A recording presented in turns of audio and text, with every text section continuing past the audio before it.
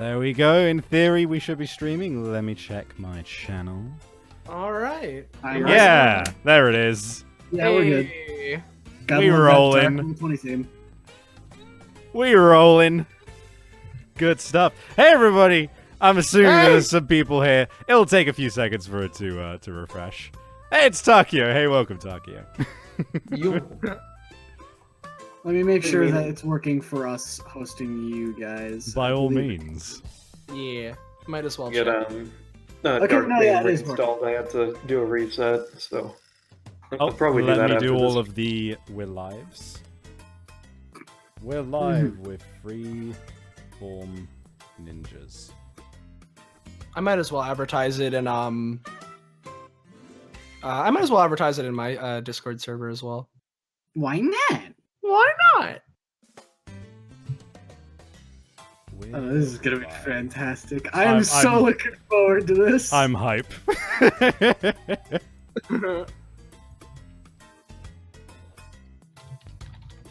There we go. All right, we got some good stuff. We got some good announcements. We got them good announcements. Oh man, we got a lot of people in here. Hello Interface, hello Don Chat, hello Azure J, hello Iris, hello Barracuteer, lovely. Man, we got some. Man, I wasn't expecting so many chats to begin with. As usual, tell us how our levels are. Yeah, tell us how we sound. Especially considering I just rejigged them a little bit and have also added in a noise filter to try and get rid of any underlying static that might be around. Yeah. Oh, it seems my mother is smashing bottles into the recycling outside. Oh, that sounds like a great time. It seems my mother is smashing bottles over the ruffians' heads. Oh, you know, this just happens. My mother just fights off ruffians frequently. You see it turns out my mother was once a part of the Yakuza. Oh, the Polish mafia. Don't question it, or you'll be next. It's like the reverse of that one manga that's been going around of the reformed Yakuza guy. Instead, it's the housewife who's become a mafia. Oh no! Fucking a reformed Yakuza and a reformed mafia member get together. Oh, I'd pay to see that. When you hear the clacking, your bones will be cracking. Oh man. Oh, I'm gonna refresh because my fucking live view counter is not coming up. Ah. Is that gonna happen? Oh, You gonna do that for me, Twitch? dead. Or are you gonna shit the bed like you were earlier today? I mean, there's a very good chance. There's a very good chance. Man, it was rough. Just clicking on outage map on for Twitch, and just seeing a big old red cloud hanging over Europe and England. Massacre. Massacre. Nani? Oh man. It'll fucking update. I'm sure it'll update at some point. All right. Well, we're like 2 minutes into the actual like fucking live time by this point, so we may as well just start rolling into introductions and everything. Might as well. So yeah. Hey everybody. My name is eternal-savvy, and you tuned into my Twitch stream as usual. I'm quite hyped for this, if you couldn't tell. Welcome. So I guess I'll give a little. You know what? Actually, let's do introductions first before we go into the rundown. By any means, I'm eternal-savvy. You're on my channel. You know that. This is actually the first tabletop RPG thing I'm doing on my channel, which I think is quite fitting because this is going to be an absolute fucking shit show, and I love it. It's gonna be good. Next up, let's just go with what I've fucking put up on the actual Roll20. Ballast. All right. Well, hello. I am Ballast, and I'm friends with Savvy and some other stuff. Other people in here. Tonight I'm going to be messing with the jukebox as well as playing. Good shit. Good You shit. got to know. All right. Awesome. Hello. Yeah, my name is Arson Zara. You may know me from twitch.tv/Dragon Queen. I run Journal Seekers, and today I'm going to be a ninja? Probably. Maybe. Just maybe. He might be a samurai. We're not entirely sure yet. He could be a cowboy. Who knows? Patronix. Oh no. Yeah, so hey everybody, I'm Patronix or Austin, whichever you prefer. You may know me from the Twitch channel that is Patronix1234, where I do a bunch of other tabletop RPG things, featuring various people that are here today. Ballast has been on a couple things, Savvy's been on a couple things. We're all tight. We have fun here. since I'm here, I hope everyone's ready to enter the fuck house. So Oh, we've been in the fuck house. yes, but you know, I gotta make sure. You can never be too sure. All right, and You last can up, never have too much fucking in the house. we have Tobias. Hi, I'm Tobias. I do art sometimes. I've been on the Kingdom Death Monster streams, which has been a lot of fun. Yeah, no, that's been fucking dope. I'm keen. This is a good week. This is going to be a 3-stream week, which doesn't sound like much, but it's big for me because I work full time. Essentially a half stream week. That's a good amount of streaming. Damn fucking Oh, right. yeah. So yeah, okay. So you may be asking, what's the shit that looks like it's criminally close to fill in the blank, but very clearly isn't? Well, Hey, Savvy, what's this shit that's criminally? Alright, I'm not gonna. I got you straight away. I got you. But yeah, so so this Your next is line is, "This is criminally close to being fill in the blank." Nani? Come on, let's leave the memes till later. But Yeah. anyway, yeah. So this is a little system that I've actually been very keen to play ever since I found it, and I think I found it probably about 2 or 3 years ago while I was at university. This is something called Freeform Universal, and if I'm not mistaken, you can actually find this for free online, so by all means feel free to look it up and support the guys who made it. Freeform Universal is designed to be, well, it's designed to be very improv-based, but also just usable in literally any setting that you would like. Which is why it's got a lot of feel or similarity to fill in the blank. The difference being that there's a couple of extra stats, as you may have noticed here, namely that it's not just 4 things. There is like gear, and there is well, the ninjutsu's my own addition. But yeah, and rather than a D10 system, this uses a D6 system, and the way it works, just so that everybody here, in case you hadn't looked at the book, the way it works is, if anything relating to your character would help you, you roll an additional d6 and take the highest. If anything on your character would detriment you, you instead add a d6 but take the lowest, and that can stack either way. So if you got like 4 words which help you out, you could roll 4d6 and take the higher number, and doubles basically crit, but according to what the result is. 1, 2, 3 is bad, 4, 5, 6 is good, but so 6 is yes and, 5 is yes, 4 is yes but, which means something bad happens as well. 3 is no, but something good happens. 2 is no, and 1 is my favorite, which is no and. And if you ever get doubles of any of those numbers, you add another and to the statement. Oh no! Which is really fun. I didn't know that part. Yeah, so if you roll Yes, triple but sixes, and- if you roll triple sixes, wow, not that kind of stream. Yet. But if you roll triple sixes, it will be, you'll get a yes and. Sorry, yes and, because it's yes and to begin with. And then if you roll triple ones, it will be no and, which means just everyone's gonna fucking have a bad time. Right, but the main thing is, we're obviously gonna suggest stuff to each other as well and come up with our own ideas, but we would also like you stream viewers to chip into our character creation, as is customary for Fill in the Blank as well. So, Oh boy. let's start from left to right. Ballas, do you have a name for your character yet, or do you want to wait to have a name after you've generated your character? I'll tell you what, we can have the name. Since I'm going first, I'll let the chat choose my name. Okay. By the way, if you want your I'm straight up stealing this from Jello. If you want us to pay attention to your suggestion, type ninja in all caps before the suggestion. Yeah. That'll help everything be organized. Bungle Brando. Good first suggestion. All right, so But there's no ninja in front of it, so I suppose it's not a suggestion. Oh, very true. Chat open. I can just post whatever ones are seem good to y'all. Then I'll choose from that. we may get to a point where, because we've got more things to generate rather than the standard 4, I will encourage, if a player comes up with something that they're really keen on, just roll with that, because we've got a lot to run through for each character.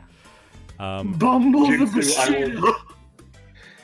Gear and ninjutsu will be what I'm doing myself. Because I have some ideas already for those. All right. Do you want to? Yeah. I'm guessing you wanted to like pick the name and then make everything else, or did you want to like make everything and then pick a name that would be fitting? Pick the name and then everything else. Okay. John Woohoo. Yeah, John Woohoo. The Tiger's Claw. That's too serious. That sounds like a real ninja.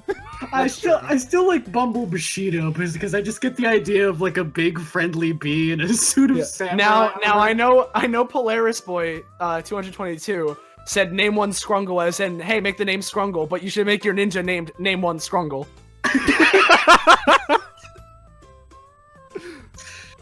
Any of these jumping out at you? Shade the Armadillo. And min-max him with Edge. Where's that damn fourth Chaos Emerald? Where's that damn fourth Chaos Emerald? God, that's too good! Fucking holy shit! I've been practicing since for basic, as long as I can remember. Oh my fucking god, that's too fucking good! In I've been quotes, practicing you're shit. that ninja. About to say that's gonna be my name. That is the perfect name. You're that ninja. Oh, by the way, like any of You're you, that feel free ninja. to pick up any of these names, I guess. Oh, Just yeah, suggest yeah. names for anyone. I'm sorry, I'm still having a heart attack from hearing that fucking shadow impression, because holy shit. I'm glad that it had a good first impression. I wouldn't my name. Oh, thank God, everyone. Oh no, you're a GM, so you can edit as well. That's I'm a why. GM, Okay. so I can do that. Fair enough. So if Yeah. if anyone decides on a name, let me know and I'll type it in. Me or Ballast will type it in for you. Yep. Satan. Beef jerky. Alright. But yeah, if you're I'm. You know, Are we what all, like, actually, doing do you know? names? Yeah, do you know what would be a good way of doing this? Actually, if we just have, because this will make it even more of a shit show. I like this. If we just go through everyone's suggestions at the same time, so everyone's name suggestions, everyone's mind, body, and so on and so forth, so that All right. Sadly enough, I already had a name planned for my character. Their name is going to be, if I can type it down, Subaka. Subaka. Oh, can you type into it? No, yeah, I did, like, right here, Subaka. Oh, right. Oh, we can type? Hold on. Hold on. Let me do that. Oh yeah, we can. But if I'll they do might. that for you. Yeah. Yeah. Tsubaka. Actually, Satan. All night. Sklippery nurse nursker. Sklippery. That sounds like a crab. It sounds like a name to like a Freddy Fish crab. Sklippery nurse skirp. Yeah, You know what? Oh wait, what? Sorry, you go, Tobias. I will definitely take all night. All night. All All night. right. Yeah, and then you know what? I'll go with beef jerky. With the E in it as well. Beef Yes, with the E. jerky. Yeah, beef jerky. That'll be the ninja's voice. There, we've decided it. Sorry, I just saw Brendan Blaber.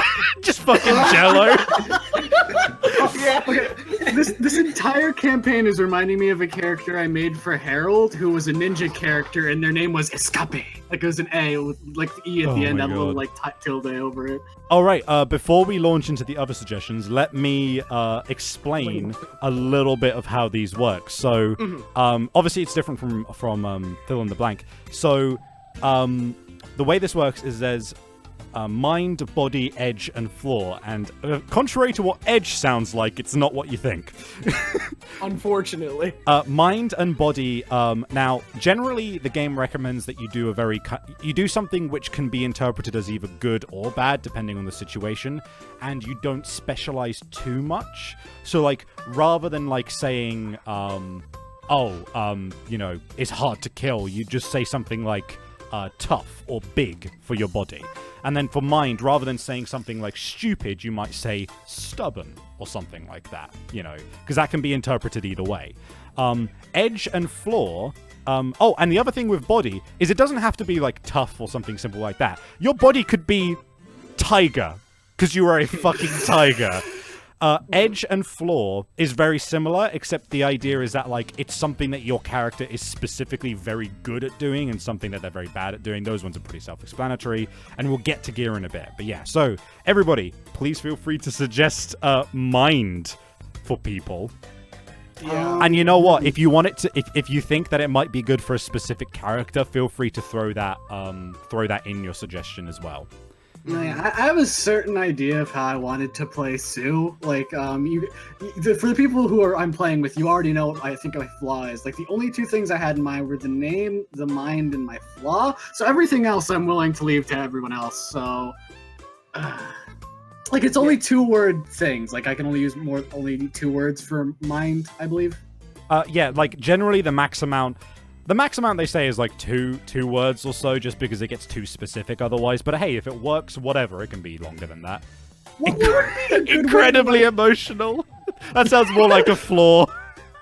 Yeah. What would be a good way to like phrase like somebody who knows way too much about oddly specific things, like something that like won't be pertinent at all?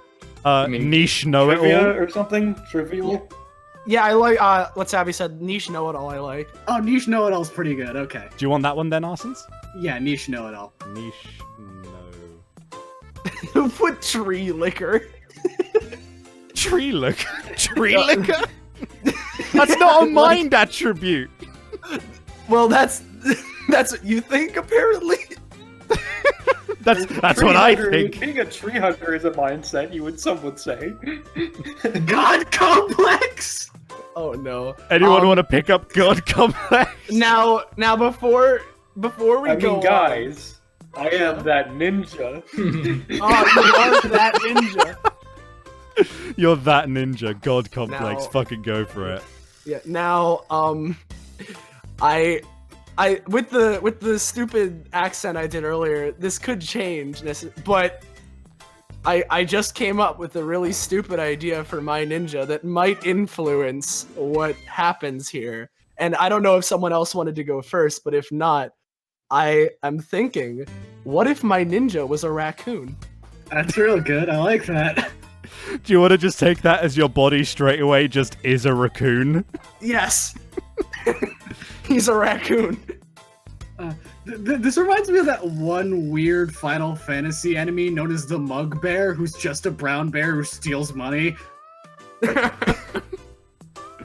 Mind the South. He's just southern.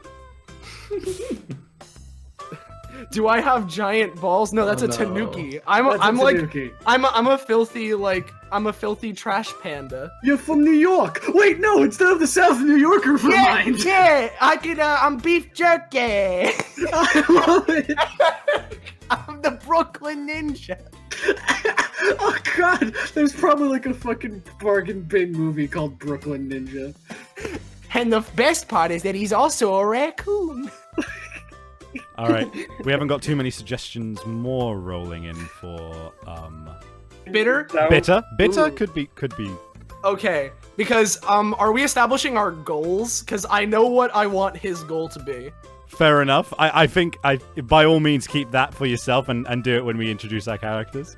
Okay. Oh boy, 2-dimensional. Body 2-dimensional. That's pretty cool. Emoji. Thinking Paper emoji. I Mario. wonder what my God Complex's character's goal is. Tobias, are you taking 2-dimensional or are you looking for something else? 2-dimensional is good. I can just be an actual cartoon. 2-dimensional. How will they ever find you if you just turn slightly? It's literally the 3D mechanic from Super Paper Mario. Yeah. You know what? To speed this up, we may as well just have people suggest something for any of the categories. Just Yeah, just yeah. make sure that you say what category you think it should go into. Yeah. No, yeah. Can I? And this isn't necessarily a suggestion, but for the edge, seeing as how he's a raccoon, and I'm assuming that he has a nasty bite, can his edge just be literally the word "monch"? I thought you were gonna say rabies because No, that's his flaw.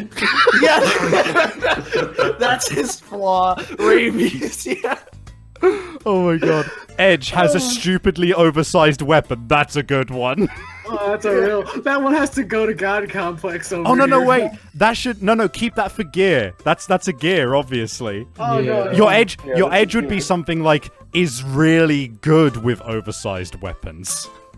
Hey, it's Tenacious Jack all over again. I really like Iris WC in the chat goes fragile when sad. like literally fragile. Yeah, like will crumble. Oh, seeing as we're talking about flaws, I might as well reveal what my flaw was. So, my flaw I think is really nice. So the flaw for Subaka is going to be doesn't know what a ninja is. Oh, right, let's get that in there. Doesn't know what. Child's companion. Okay. That one's going to Sue. Subaka is the child companion.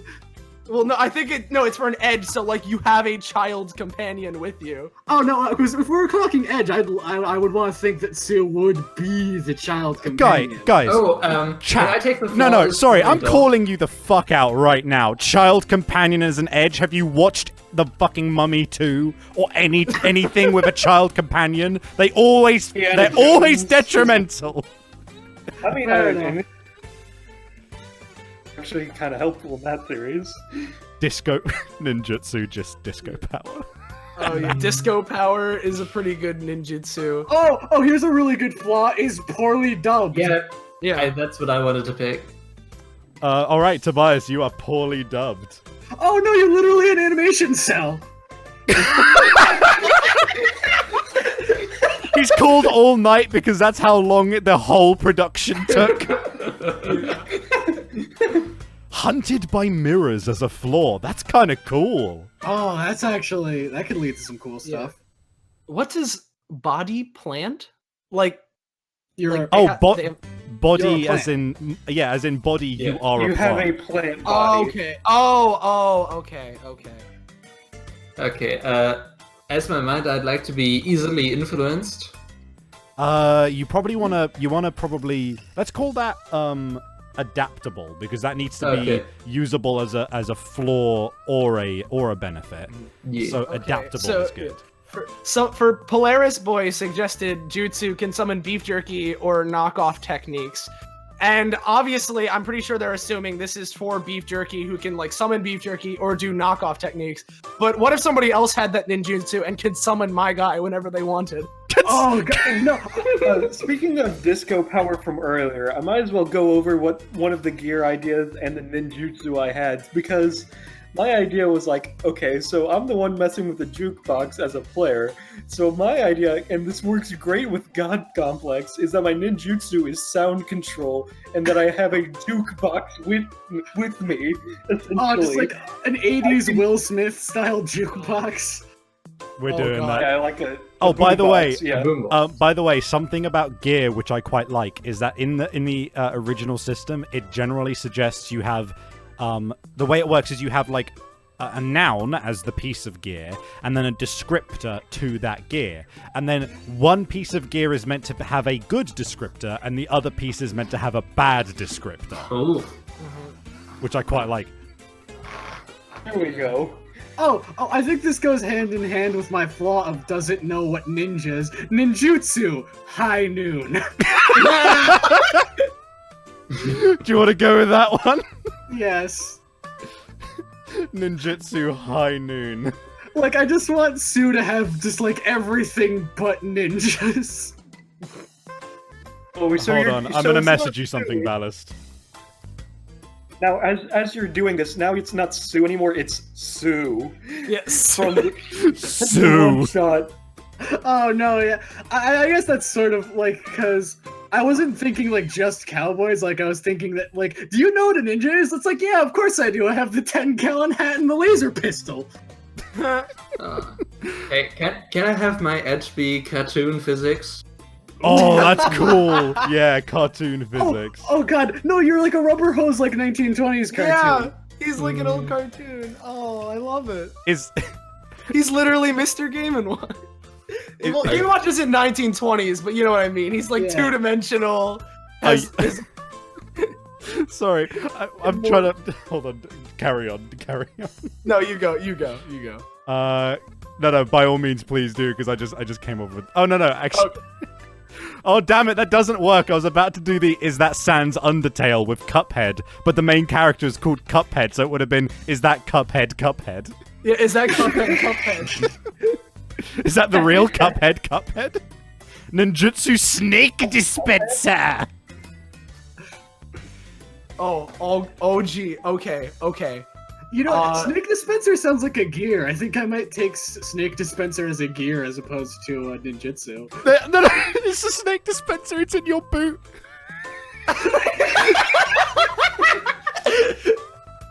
That Mugman Cuphead. Okay, that's the last cowboy thing we're taking, though. We need to diversify our not ninja portfolio. Yeah. Snake. There's a snake in my boot. Edge I have to dodge. Is that an edge or a flaw?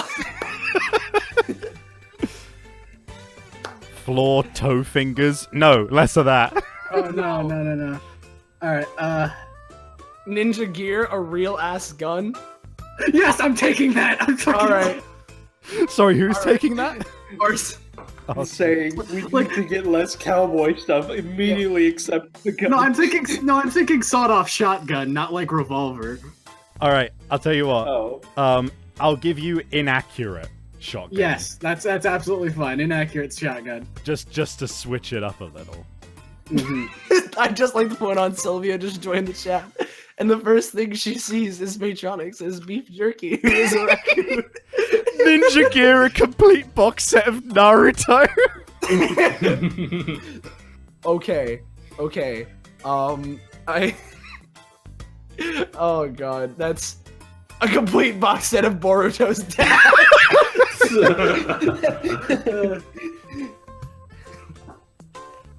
Ninja Gear, a really stealthy cardboard box. Can I take that? Oh, that's so good. By all means. Nah. You're just gonna be. Are you a fucking raccoon in a box? Yeah, he has trash. He just got it from the trash can. Oh my god. someone- Stunchucks! Stunch. Oh my god, Children. someone takes stunchucks so that the idea is that they never deactivate, so to use them you have to hold I them. want stunchucks. Unless Tobias, if you want stunchucks, you can have them. But Oh, you know what'd be really good to balance out the cowboy that we have for Sue? Edge is a robot. Would that be body? Would that be body or We're would that just be head? making McCree with a shotgun! yeah. The Oh, robot no, you'll was see how I fine. plan on playing Sue. I have a very particular image for Sue. So would robot be body or I'm thinking body? Body, Yeah, absolutely body. Oh, and Azure J says Ninja Flaw distracted by trash cans. Wonder who that's for. I wonder who that one's for. Yeah. Oh, clearly ballast. Yeah. Oh, can I have paper as my ninja gear? Paper, I like that. But what's the descript on it? Shop paper? Papery paper. Cardboard cutout with sound effects? What descriptor do you want, Tobias? I don't know. I sort of just want to know. How about like plain paper? If you just want paper. Yeah, plain paper. You're just really handy when someone needs to take notes. Yeah. Since we're currently at a point where none of the party is being a normal human, and I have a god complex and I'm that ninja, my species/body will be Kami. Kami! God. Oh, Kami! I thought you meant I like hate a God. fucking communist! No! That's even better! You know what? How about Kami? Kami. Also, Soviet Union. Also, I think I have a good edge to round about the mishmash of things that Sue is. Eldritch Whispers. Yeah. Also, I was thinking about a sharpened pencil as my other gear, but Azure gave me the idea of an overly sized ink pen. Ooh, that's cool. You're actually shaping up to be a cool-ass character. Yeah.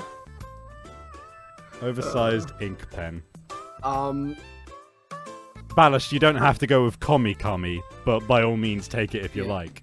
Oh, yeah. Yeah. You're pretty much playing a Fleischer character at this point, Tobias. It's super Wait, what? cool. Like a classic, cartoon kind of a character. Like, I'm thinking, Playing Kami, but not that Kami.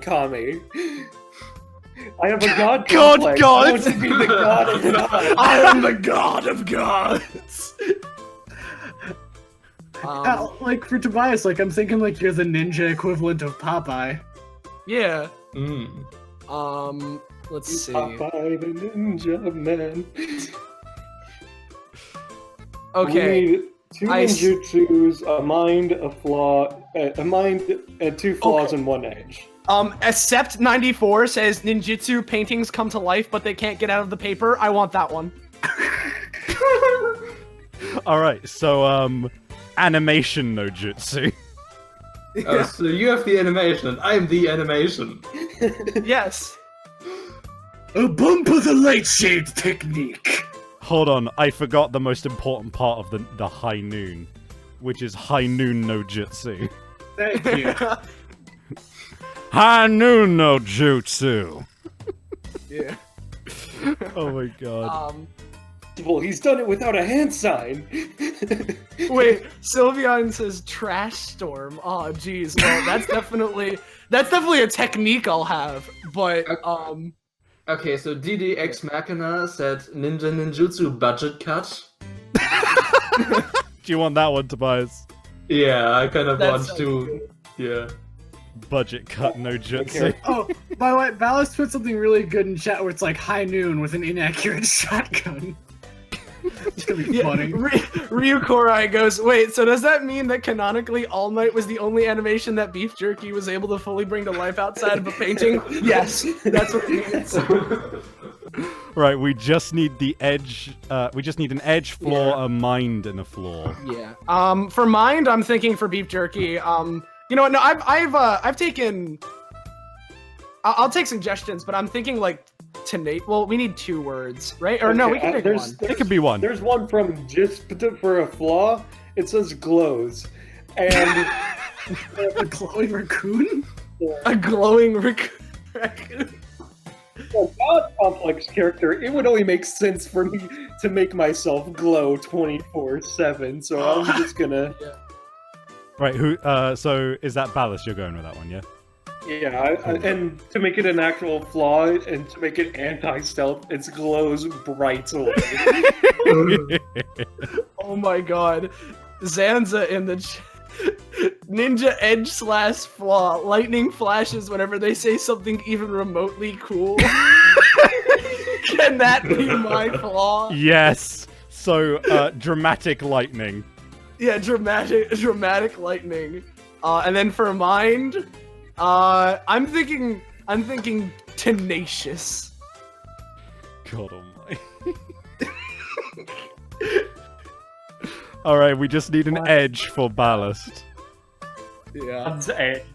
Well, I'm letting you go on this one. Oh god. Edge. His fists.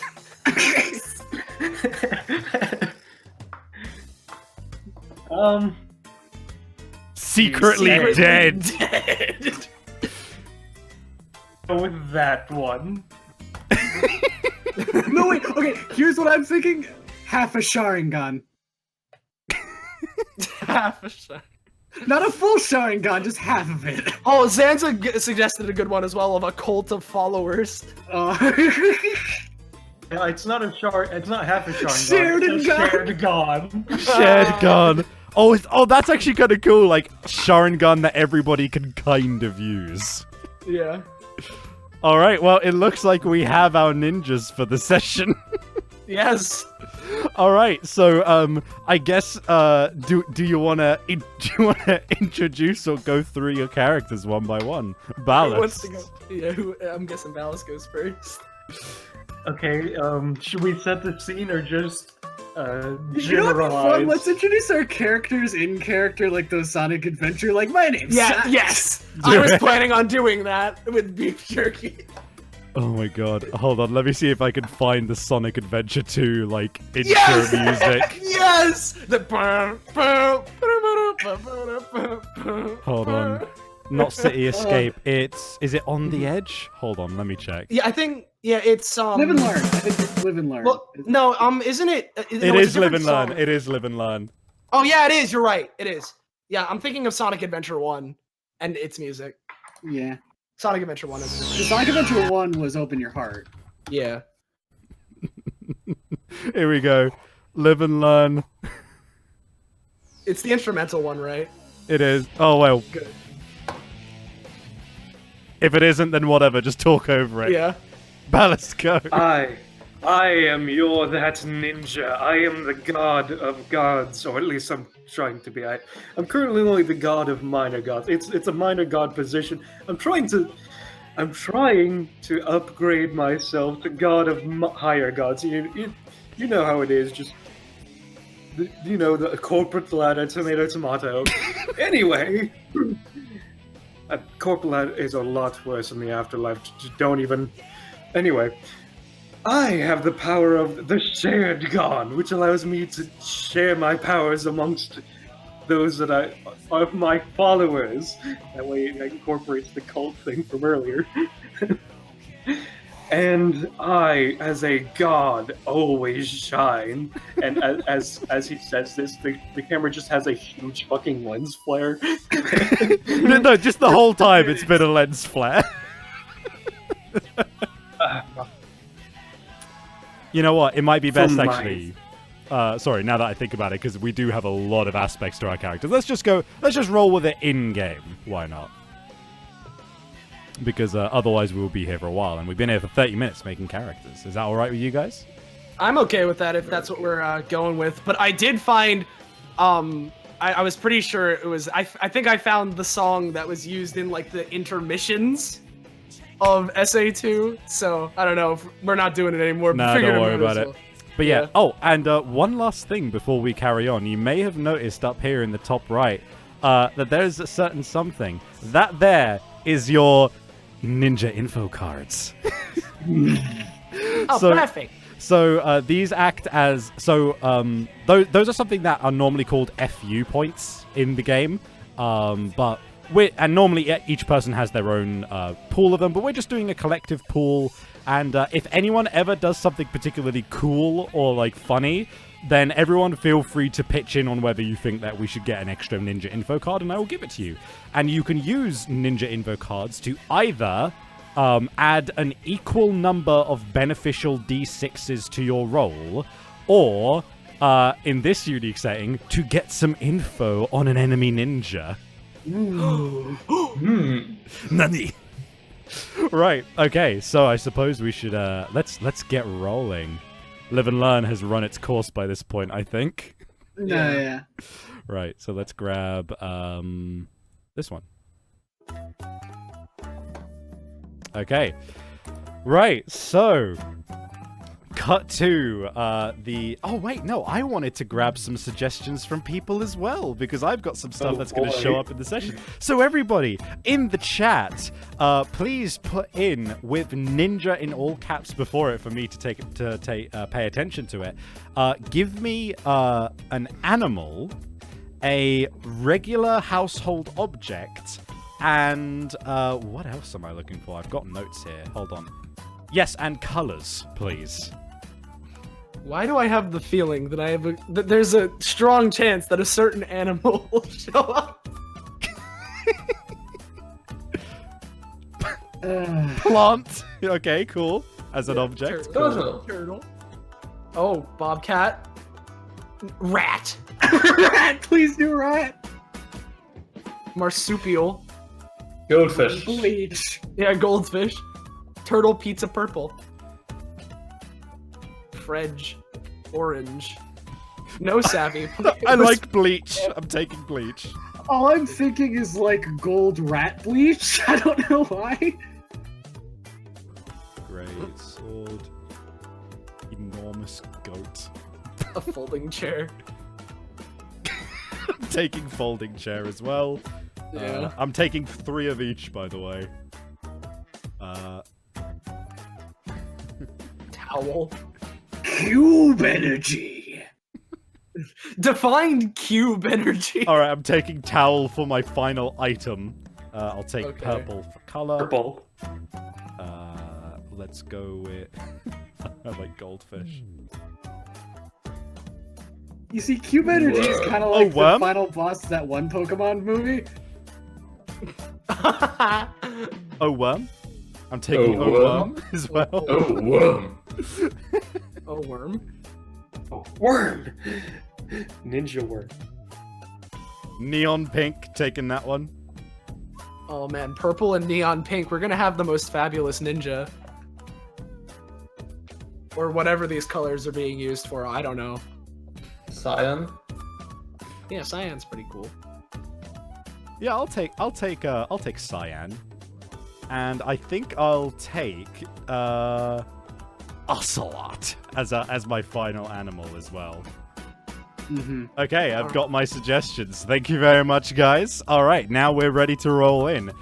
So the first use of one of these is going to be pretty evident. So I'm actually going to roll a 2d6 straight away. Let's grab... Hold on. So first d6. All right. Oh. And next d6. All right. Oh dear. Boy. Okay, guys. So first up is right. So you guys have been part of this prestigious ninja clan for many a years now. In fact, you've been working your way up the ranks for as long as you can remember. Each of you has spent countless hours training with your masters and your mentors, and it seems so far away now. But it's been a few months now since you've finally been permitted to be going out on real ninja missions. You've all been particularly promising members of the clan. The clan, of course, being the Cyan Ocelots. Oh. So that one's a bit throwaway, but hey, whatevs. Anyway, so you're the Cyan Ocelots, and your master, who is just, you know what? He's just straight up an ocelot. He's actually just a cat. And he is And also a lot, though. you are sat in your very your sakura tree fucking it's just ridden with them. It's just absolutely overrun with them. It's actually a bit of a fucking problem, to be honest. It's kind of hard to get places because there's just constantly this breeze of like sakura petals falling. It doesn't even matter if it's not autumn, it's just all the time. Oh no, I got the sakura petals in my traditional Japanese borscht! Traditional Japanese borscht. Yeah, and while you're eating your borscht, which is now just saturated with cherry blossom petals, you all receive a notification to go and see Master Ocelot in his chambers. If you would, yeah, by all means, set the scene. What is it like in the, I guess, the ninja cafeteria that you're all sitting in? Well, first things first, I'd like to point out that beef jerky is not eating the food, but instead, like, chomping down on the silverware and bowl. You know what? Let's make that the first fucking roll. Give me 2d6 for that, because you have Munch as an edge. Yeah, alright. 2d6. Hey.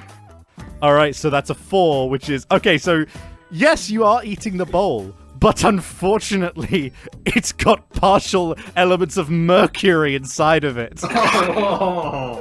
Which was a bold decision on Master Ocelot's part, to be honest. So yeah, you're not feeling all too well in the head at the moment, but you know what? It's a pretty tasty bowl. Many of the bowls as he's been eating, we just had to start putting mercury in them. Oh. It hasn't deterred him though, says one of the Mook ninjas. Is that why you put it in there? Is that the real reason, or because I'd be very, I'm very insulted. I thought the reason that we put the mercury in the bowl was because, that's a traditional Japanese meal, like the traditional Japanese borscht. What? I keep telling you this. That That is an American meal. That if we were being dubbed right now, sure, but not. This is the original sub. That's not how it works. What do you mean? I'm still from Brooklyn. Yes, I see. Do you want some rice balls? Oh, nice! I'd like one! She takes a rice ball. It's a hot dog. Hot dog, yeah. You now have an hot dog in your inventory, or are you eating it straight away? She's just gonna eat it. All right, it is. Let's roll to see how good the hot dog is. Okay then. Yeah, you roll that. Roll for hot dog. Roll for hot dog. It is. It is also made of mercury. Good thing I'm a robot. Don't have internal organs. Hey, you gonna finish that hot dog? Yeah, you can have. No, you can have the rest. All right, cool. It is it's positively quicksilver. It goes down. Tastes like bowl. It So yeah, I will never understand these mortals. you say you say knowing full well that you are in fact mortal. Yeah. You see, it's only once you get to super mega ultra kami that you become immortal, as you've known. Which is why this corporate ladder has been absolute hell to ascend. Literally. Literally. Yeah, Oh yeah, no, I was in hell a good 5 years ago. It took me here to just get to the mortal realm. Yeah, so I imagine that after munching on the bowl for a little bit longer, he beef jerky accidentally eats like the note that was put on the bowl to meet, leader guy, and he just coughs it up, uncrumples, reads it. So hey guys, we got a little call from the boss here. Okay, let me look at it. Dear pesky plumbers, the Koopa Links and I... But you toss that away, realizing that was some mixed up mail. You're now concerned that a certain plumber might have more on his hands than he might be hoping for. Man, how many notes have I eaten? Enough. Enough. But yeah, you pull out the correct summons, and you do indeed see that it has got the signature kanji mark on the bottom, which means urgent, which is just a paw print, but this one isn't. But this looks like a very urgent paw print. A clue. So I just realized after my gear that the stupidly oversized weapon, it's just stupidly oversized weapon. So I think it would be a funny gag that whenever I use it, I'm grabbing a different weapon as a future reference. I was just imagining it's literally the word weapon. Oh. Right. So you can see with the urgency of the paw print that you should probably get over to Master Ocelot's quarters. Yeah, Beef Jerky is not gonna waste any time, and he's just gonna get up from his seat and start heading over, just expecting the others to follow him. No, yeah, Sue does that thing from Hanna-Barbera cartoons with the weird wood sound effect as she charges up like the Sonic Spin Dash. All Might does a backflip, but you see the animation repeat 5 times. He does 5 backflips, but it's the exact same animation every time. Yeah, exactly. Or that ninja tries to float divinely, and then he just trying to get out of his chair, but he just trips and he's like, "All right, I guess I'll walk today." All right, I can't wait for us to run out of budget and we just have to move the animation cell. One thing that you do know about the path towards Master Ocelot's chambers is that it is not an easy task, because it is always training day over here in the Cyan Ocelot's dojo, and you know that the path is treacherous. In fact, there is or at least he says it's infinitely deep chasm where the only way across are strategically placed scratching posts across the entire thing. So you're gonna have to find a way to get through this gauntlet in order to get to your master. Did I change this track to a gauntlet-esque Go track, for it. Savvy? Go for it.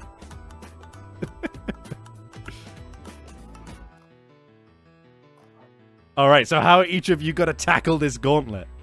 All right, so Yeah, beef jerky looks behind him. Yeah, why don't you guys go first? I'm lazy.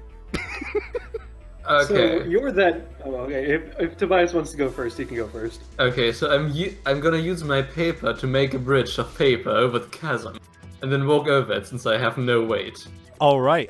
You know what? I think that cartoon physics, 2-dimensional, and paper all benefit you. So take 4d6 for that action. God.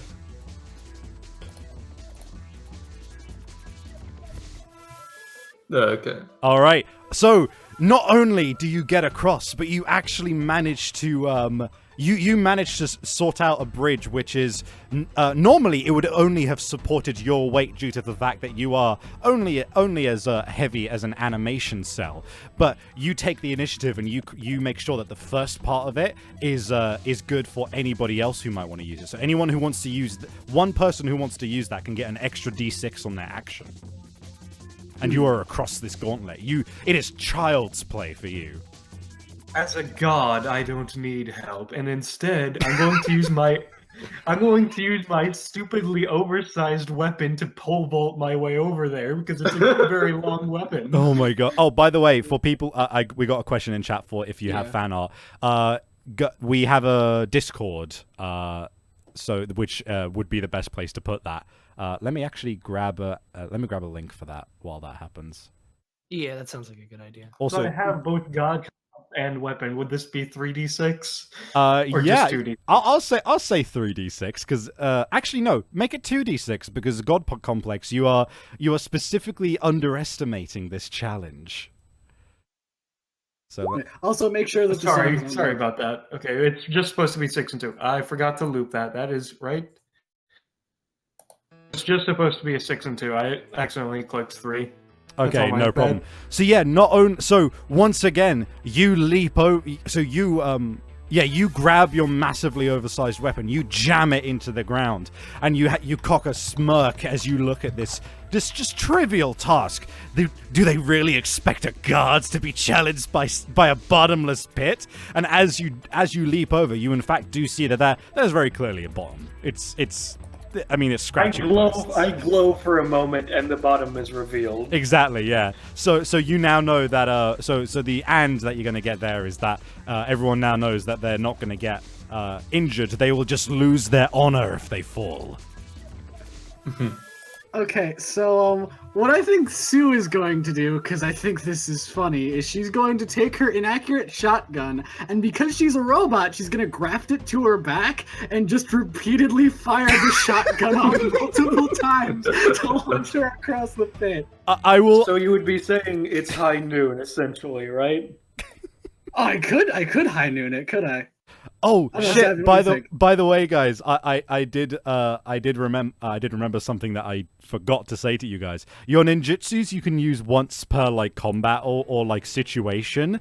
But if you want to come up with like some bullshit final ability once in the game, feel free and we'll roll with it. But yeah, do you want to roll? Since you're a robot, I'll give robot to you, but.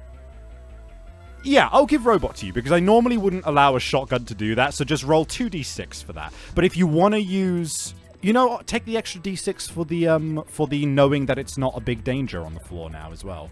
So take 3. Okay, so that'd be 3d6? Yeah. Okay. Man, everyone's doing real fucking well. Yeah, you blast over the shotgun going over and over and over again, but you realize that that's pretty noisy. And you're glad that you caught that so early, in fact, because that might have been an issue later on in mission. So as you land, you actually grab some of the twine that's around one of the scratching posts that you've conveniently shot off one of them. You grab it midair and start unraveling, and you have a chance to fashion yourself a silencer for your shotgun. Roll a d6. All right, let's see if I can silence this inaccurate shotgun. No, it's just a no. You don't. But I will give you... Oh, no. What I'm imagining is she takes the scratching post. I bet I can make a silencer out of this. Like, taps the shotgun with the scratching post. No. I'll just say that you now have, like, some random-ass rope as well now. All right, that's fine. All right, and last of all to go over is Beef Jerky. And nobody's used the bridge yet. So. Yeah, no, and I was about to point that out. All you guys doing all this No, complicated stuff. You used the bridge bonus because you basically stepped on it and then started doing it. That's why you did 3d6. No, you did 3d6 because of Ballast's roll. So there is still a bridge. Yeah, no, that's what I was saying. Because, like, all you guys are doing all these fancy tricks and stuff, but you can just walk over the bridge. All right, so if you want to use because it's only for the first half of it, so that will give you an extra d6. But what are you just otherwise just jumping on these scratching posts? I mean, yeah, I'm pretty nimble. I'm pretty quick. I'm pretty fast. You know. All right. They teach you these things down in Brooklyn. In Raccoon, Brooklyn. Yeah, in Raccoon, Brooklyn. You know, In Brooklyn, Nagasaki. I'll give you I'll give you just 2d6 because I don't think raccoons raccoons are rather rotund, as we've learnt. So, Yeah, as we've learned. Yeah. Yeah, I will say, as somebody from New York, I can confirm that raccoon. All right, so you take the 2, which is fortunately just a no. So you're gonna need to. So you get to the halfway through the point, but you suddenly realize, wait a minute. This bridge only goes halfway, but it's too late. Your feet are over the edge. You do I pull out the yikes sign and start falling. Yeah, so you need to roll. So you get one more roll to see if you can grab onto one of these scratching posts. Do you want to? What are you going to use to help yourself recover? Approximately. Like, how long are my stun chucks? Can I use them as a lasso? They're as long as you'd expect stun chucks to be. That's what I thought. So, okay, so the bridge was made of, like, paper, right? Yep. Yeah. Can I use animation no jutsu to cause something to come out, like, well, no, because it's a painting, but it can't come out of the paper, so never mind. Well, I think at this point, I'm just gonna have to use my pure ninja prowess to move myself in midair over to the post. All right. In which case, I will give you tenacious then. So just take 2d6 for this. Yeah, I'm never giving up on this one. You know, we're gonna forget about it. We ain't working that way. Come on. Oh well, that's a little better. All right, so that's a no but. So you grab, you slide down one of these scratching posts, and you do end up hitting the bottom, but fortunately only your fluffy tail hits the very bottom of the chasm. So you know that you have been spared at least half of an honor, and you manage to make your way finally over to the other side of the. But you may very well be called up on your lack of honor during this challenge. Yeah, I was gonna say if he can't climb out, I was gonna use the twine from the scratching post to pull him up. Well, yeah, that would have been a good idea. I would have given that to you. Well, yeah, no, but my honor, I had to do it on my own. You know how it is. Exactly. I mean, all right. It's my ninja way. Exactly. You know, I wouldn't have it. Listen, I would have hit the bricks if I had gone a little further, but it's purely my own strength that keeps me in this thing. I know we're like a ninja clan here, but if I can't even do that on my own. You stopped listening. Okay, I mean, I see how it is. That ninja was gone the entire. As soon as he got past, he was already gone. Ballast, throw on some music for meeting Master Ocelot. Let's see. Just anything that's good for a mentor. Why not? Listen, you try to look cool, and then all your friends desert you. First it's the bowls, now it's this. What's next? All right, you reach the other side, and you're expecting that you might have to walk up to his quarters, but he's just waiting there, and he is so glorious. In fact, the light catches him in such a way that you could almost swear he looks cyan. And he looks towards you, his beautiful ocelot fur just tumbling away in the wind with the sakura petals, just making this an absolutely glorious scene. A couple of you end up sneezing because one or two petals get in your noses. But he looks towards you and he goes, "Ah, yes, my students. It is good to have you here. Except you, Beef Jerky, you fucked that up super bad. I mean, it's how it is, you know. You will have to do a lot to earn back that half an honor that you just lost." Oh, don't worry. I'll be doing that and then some. I hope so, my rotund student. Listen, I've been trying to lose some weight. You don't have to point it out. You were eating a bowl not 5 minutes ago, you... Well, that wasn't. Oh, Your concave devourings have become out of hand, beef jerky. Diet bowl, that's... The diet bowls don't have the mercury in them. That's So what makes All Might- them so dangerous. All Might puts his hands together, bows and says, Sensei. And Oh on fuck! the I didn't bottom of see the you there. screen- You were like standing in the wrong angles. I'm sorry, my student. Yes. And like on the bottom of your screen, you see TL note, Sensei means teacher. He bows Man, back to I'm you glad with that his was there. ocelot head, and he says, and he says back to all of you, now, there is a very important mission I have summoned you here for. Follow me to the top of this sakura tree. He jumps up in the tree. He looks down at you. It's not very high up. He just continues looking down, and he was like, "Ah, yes, I am up high. This is pleasing." Right. So I should stop fucking around. Anyway, there is a very important mission. There is a feudal lord in the distant land of... In the distant territory of... Let me roll 2d6 real quick. Hold on, I've got them in my kimono here. how convenient. Alright, we've got... in the land of the purple folding chairs. It is their major export. We are quite frankly, we rely on them quite a lot. And you think back to the cafeteria where, quite rightly, every single folding chair is indeed purple. Yeah, where else are we gonna sit? Exactly, we're in a severe deficit of sitting places. And as you know, if I fits, I sits. But my point is that this place, this land of the purple folding chairs, they are in dire need of us. If we do not steal their most recent shipment of chairs, then our enemies may very well be rested, as they will have too many chairs to sit on and rest themselves for the next battle, which, as you know, has been raging for many generations. Got it! Cox shotgun. Ah, yes, you are one of my proudest ninjas, Subaka. She's a real go-getter. Now go! You know where the place is. Otherwise, I would not have you as my students. Of course. Oh yeah, it's on like 2 blocks down?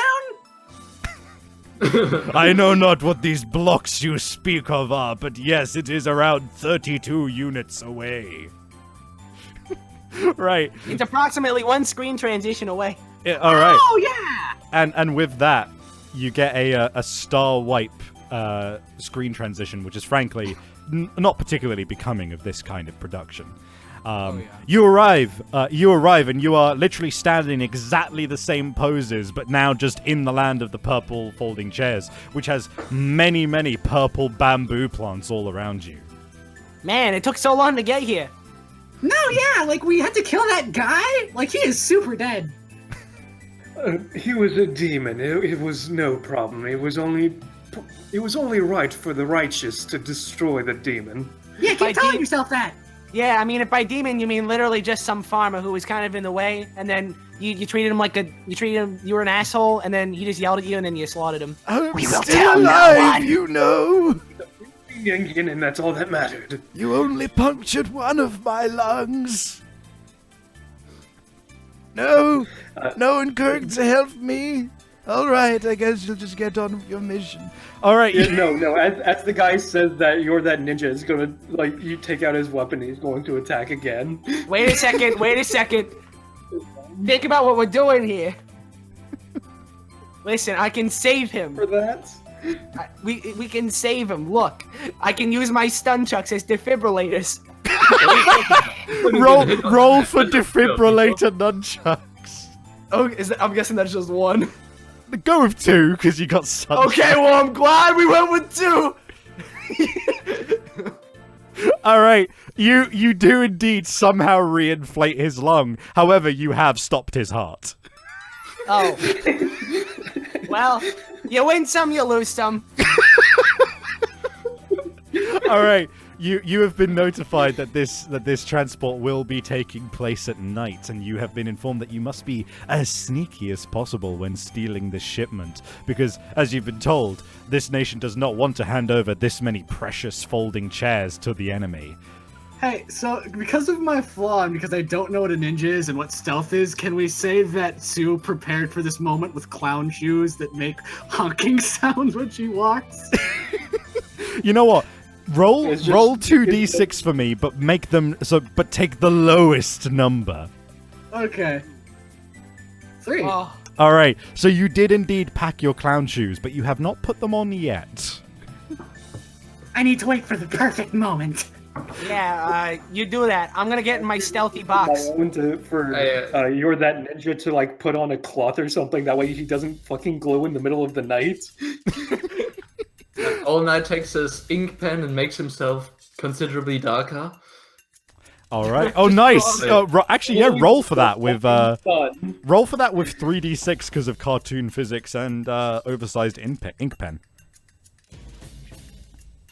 Ooh. Nice. How is stealthing with the box? Because that's like 1 for the box. Do I get 1 for being a small raccoon boy, or? Yeah, I'll give that to you. And Tobias, how does All Night spend his and with that roll? Because you've covered yourself, but what do you want to do in addition to that roll? Okay, so in addition to covering himself with black ink, he brings some of the stealth ink also onto Tsubaka. All right, Subaka, you are black now. clown shoes. Yeah, your cloud shoes are like now this- black. Yeah, So let me- Savvy, what's my no and for getting a nat 1 on trying to trying to get rid of my glowing? Oh no! Oh, no, right. It's not black clown shoes. It's because All Night's a 1920s cartoon, so we just removed the sound from the clown shoes because they didn't have sound at that point. Oh, that's good. I like that actually. But yeah, in terms of removing the glow from yourself, that ninja, you kind of look down and you're like, huh, this is gonna be a problem. And then, like, you see the moon rise you see the moon start to rise over the horizon, and you look up at it, and you're like, huh, son of a bitch thinks he can outglow me? And then you just start glowing brighter. No moon god shall be above the god of gods. As the moon rises, Sue just looks at it like with glazed over eyes, and she starts whispering in like glossolalia. You don't know what the fuck that's about. All right, so Beef Jerky has also successfully stealthed himself under his stealthy box. So Subaka, I think you're the only one who needs to figure out how you're gonna. Oh wait, or you just straight up not good at stealth. Let's see. What would be funny? What would be really funny that I could do? Oh no! I have the perfect idea. I still have the twine from the rope thing. So what I'm going to do is I'm going to do niche know-it-all to make it so that I'm going to be a shipment of yarn. Oh my specifically know God. how to tie myself in yarn. That's fantastic. All right, you know what? Give yourself 3d6 for that, even though it would normally be 2. And I'm also gonna give you another ninja info card here. All right, nice. All right, so that's doubles. That's doubles on the 5, which means that actually counts as a 6, which is a yes and. All right, so what else? What is the other benefit that you get from being a yarn salesman?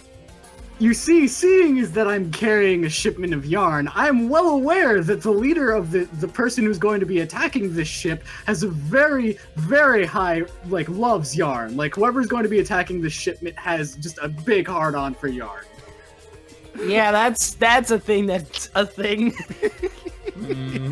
Indeed, it is. In fact, you know the name of this leader, the leader of this shipment. His name is a Nobu. Why not? Let's go with Nobu. Yeah, and indeed, you do know that the perfect place to strike is going to be when it passes through the purple bamboo fields, as there will be very little visual range for people to see you sneaking up on them. In fact, with all of your rolls, you all successfully managed to get to a point where you can see the shipment right in front of you, and in fact, you can see that there are several individuals guarding it. There are, and you actually recognize, Nani, it couldn't be. They have ninjas. They've hired ninjas to counter us, even though they're the ones hiring us. It makes no sense. It must be the work of an enemy ninja organization. Maybe it could be the enemies who are having the shipment shipped to them have hired ninjas to protect this one. K? And then the translators know it says K means Nani. K means Nani. Nani means what? All right. So you More could, ninjas. yeah, you can see that this ninja in particular, they're a woman, in fact, and they are sporting a rather a pinkish orange kimono, which, as we all know, is one of the stealthiest colors. Orange is just the stealthiest color out there, especially against. Should have colored my box orange. Especially against purple bamboo, it's indistinguishable. And you can see that that she has her hair up in little buns. Does anybody would you like to use a ninja info card? What I'm thinking, because like the original idea I thought of was that like Sue had tied herself up in the yarn as a shipment, but I like the idea you said that she's going around as a yarn salesman. So would she be able to go up to these purple people inconspicuously and not cause a scene? Yeah, I with your role, I will absolutely allow you to just go up to them without too much like. They'll like do the thing where they all grab their swords and draw them a little bit, but then when they see that you're like, yes, would you like some yarn? They all they sheath again. You do so, and you are now in front of these people, and they say, what is your purpose here? Can I try while Sue is walking over to actually hide in her shadow? Oh, I like that. You know what? And he's two-dimensional, so he could literally be her. All right, with two-dimensional. With two-dimensional cartoon physics and the fact that you're black right now. I don't know if she even has a shadow. Sorry, say that again? Yeah, I will say that I don't want to be the devil's advocate, but because I'm trying to outshine the moon, she has a shadow right now. Oh, she absolutely has a very big shadow. In fact, actually, Ballast, could you have that ninja roll me just roll me 2d6.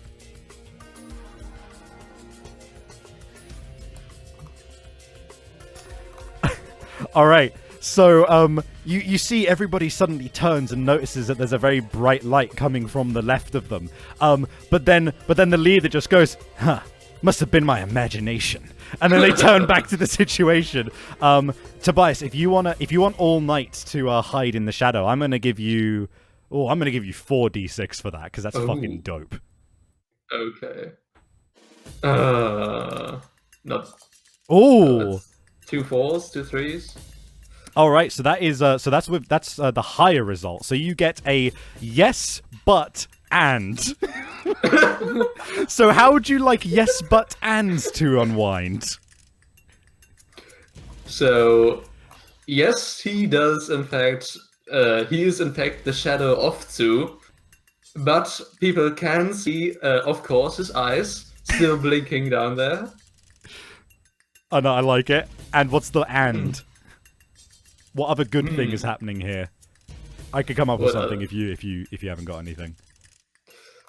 Please do.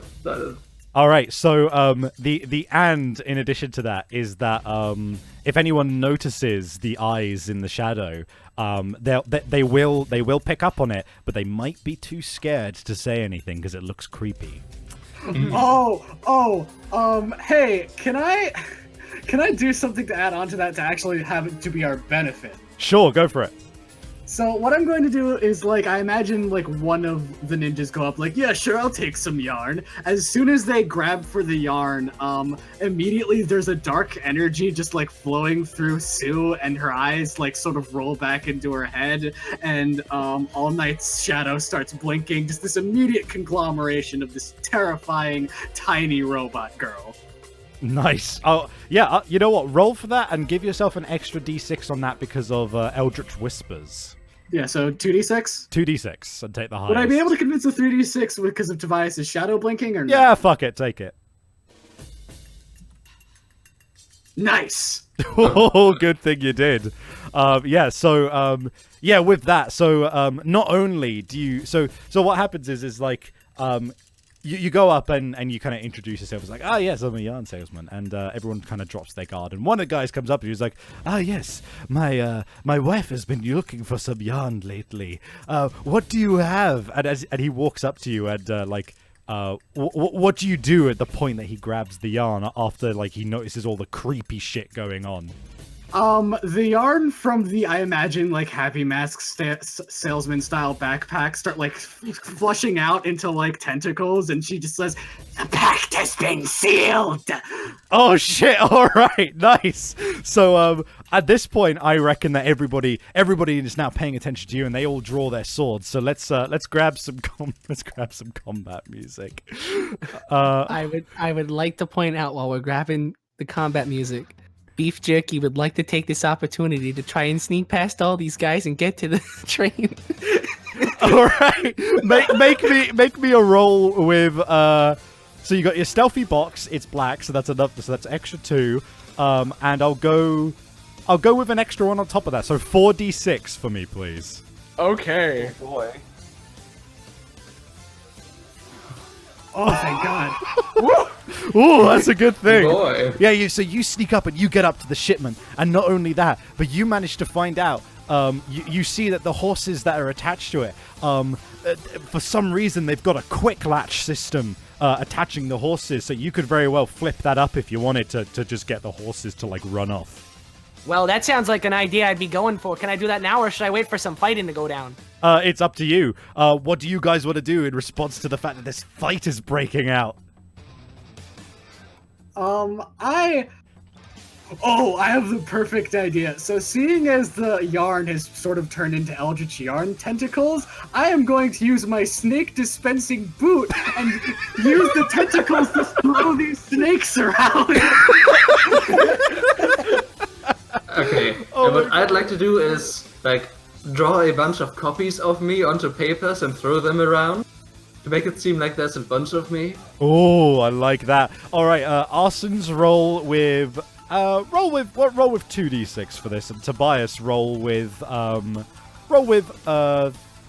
3 because you've got some good shit going on here. Oh no, yeah, Tobias is the real MVP right now. Oof.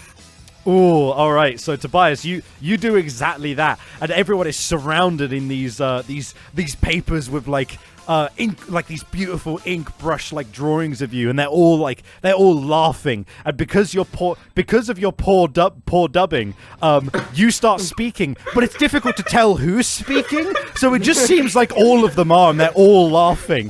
But it's only ever one guy at a time, which kind of takes it away from it. Arson, it just doesn't happen. A 2 is just an... Oh, no, wait! But it's a double 2, which is a no but, which means that... So that doesn't happen, but not only that, but you pick up the snakes, and they're just like... And they look up at you, they're just like... God damn it! It's about time I was out of that boot! And they just start fucking attacking you! Right, I thought you were my children! Right, you go fucking down. Ballast, do you want to do anything before I step in with my thing? As the god, and as we're realizing that these foolish mortals have failed, I'm just gonna throw my overly sized, and it was originally whenever I was doing it as a pole vault, it was just like a spear.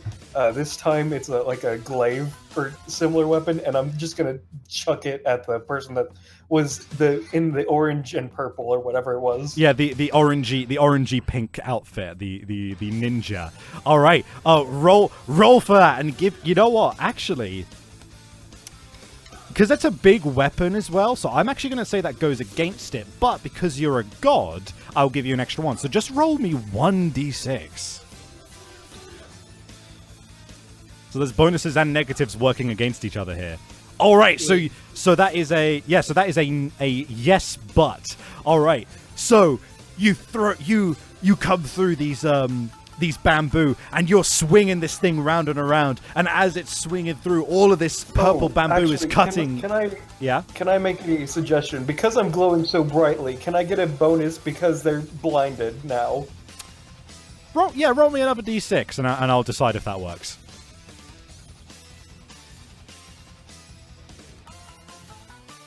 Yeah, okay. I'll say that works. So this is just a yes, it happens, instead of what I was about to say. So yeah, carrying on from my explanation, you're swinging this thing around and you're cutting down all of this purple bamboo all around you. It's like that cool thing where like you swing it and it takes like a second for it all to like tumble to the ground, cut, and suddenly this glaive comes flying out of the bamboo towards this ninja on the top of this wagon, and she is let's see, she's gonna roll. So let's give her 2d6. So here's the first one. Here's the second one. Oh shit! All right. So as you throw it at her, you think it strikes true into her chest, and but you suddenly see, wait a minute. That's not possible. She stopped the blade, and not only that, you see this strange ichor pouring out of her hand as this happens, and you see that held in her hand is an oversized peach. You now know who this woman is. Her name is Momomochi Momoi, the legendary peach ninja. She goes, I see you've come to stop my little operation. Well, you'll be sad to find that you're going to be in a furry little... That pun didn't work out. Whatever, I'm going to throw a fucking peach bomb at you now. And she's going to throw a peach bomb at you. So 2 dice.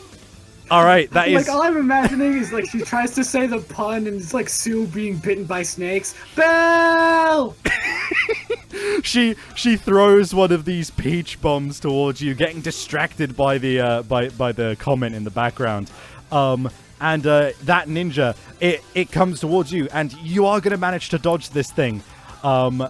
Just about, but you are now you're stunned as a condition, which just means that some things are going to be harder for you to do. All right, how are you going to handle Momomochi the Momoi than Peach Ninja? So is it Ballast that's stunned or me that's stunned? No, Ballast is stunned. Ballast is stunned by the nutritious, sugary explosion of this peach. Oh wait, I think I have an idea. It's a really stupid idea, but I think it's funny. So, all these snakes are biting me. However, I'm a robot. I don't have regular blood for them to, I don't know, maybe these are vampiric snakes. Vampiric snakes. But I'm thinking that, seeing as it's not actually blood, it's like oil, I'm gonna see if I can pump all the oil in my robot body through these lines of snakes and just hose this woman with snake oil. Yeah, I'm gonna give you an ninja info card for that at the very least. All right, make me a. It's kind of bullshit, so I'll just give you 2d6 on that. No, it is bullshit. I just wanted to do the pun. Yeah. All right, so that's just a yes. So yeah, you hose her down with snake oil, and there's this there's this moment where she just looks like this drowned cat. And you see that, in fact, the oil loosens up the 2 peach bombs that were hidden in her hair buns. Oh. But she catches them, and she now has 2 peach bombs. All right, if somebody doesn't react quickly, they're gonna get some peach bombs to the fucking head. All right. Idea. Okay, you do your idea. Okay. So even though his eyes are kind of glossed over, that ninja's eyes turn to red. And he's going to use his shared gun to use an Amaterasu-esque attack, and now that she's covered in oil, I would assume it would be extra effective. Yeah, I'll give that to you. Take a 2d6 for that. And she's actually going to roll against you as well to try. Shit. Oh shit! You know what? She doesn't even get a roll. Fuck it. How do you're going to deal a massive fucking blow to this girl? How'd you do this? What happens? So he opens his eyes, and the glow from his body it expands so much that like it actually his glow touches her, and he's like, perfect, a source of light against the darkness of the oil. And he just kind of like basically he kind of like just glares at her for a second, and then there's a spark, and then she's just on fucking fire. Yeah, she's just screaming, and she is just fucking rolling around. It's just like, oh fuck, and you think for a moment that like, oh wait a minute, what about the shipment of foldable chairs underneath her?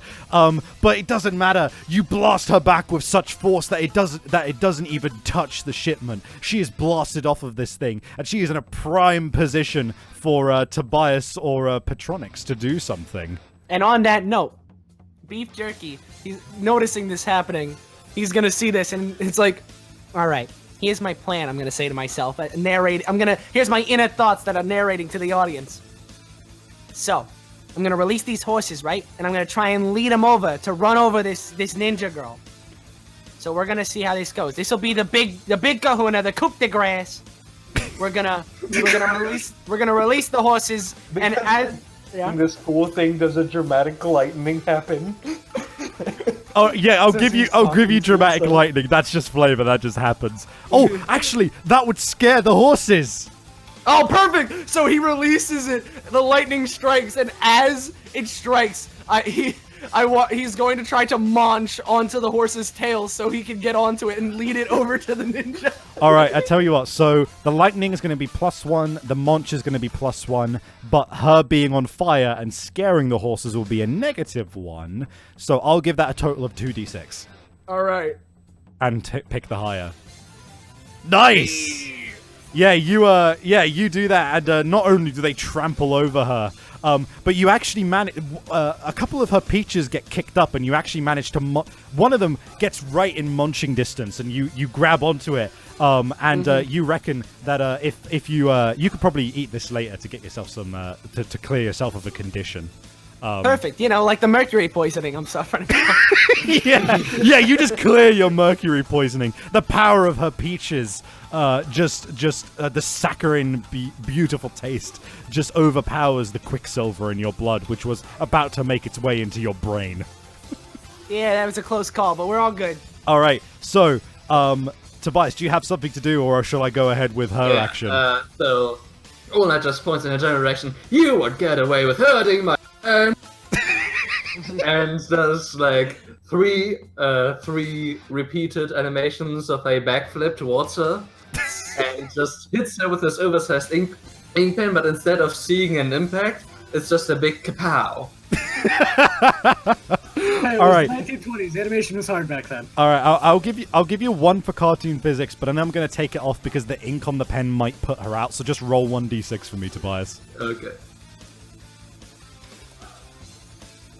All right. So yeah, you do indeed slam down onto her, but just as you didn't think it through, you're too busy trying to lip sync with your line, and you slam down, and the ink does indeed put her out. But she is looking incredibly worse for wear. She looks up to you and he goes, you boys like to play rough, is that right? Well, let me just get my juiciest peaches out. And you see her like start to like pull down her kimono, and then she just fucking like heel turns straight to just a big fucking backpack she has on, and she just pulls out a huge ass fucking peach, and it's got just a visible fuse on it. She sets it alight. This thing's gonna fucking explode and destroy the shipment. What do you do? I'm gonna lead the horses over to the shipment and grab it as quick as possible. All right. Okay, I'm gonna take the bomb and eat it. Wait, never mind. I'ma help you.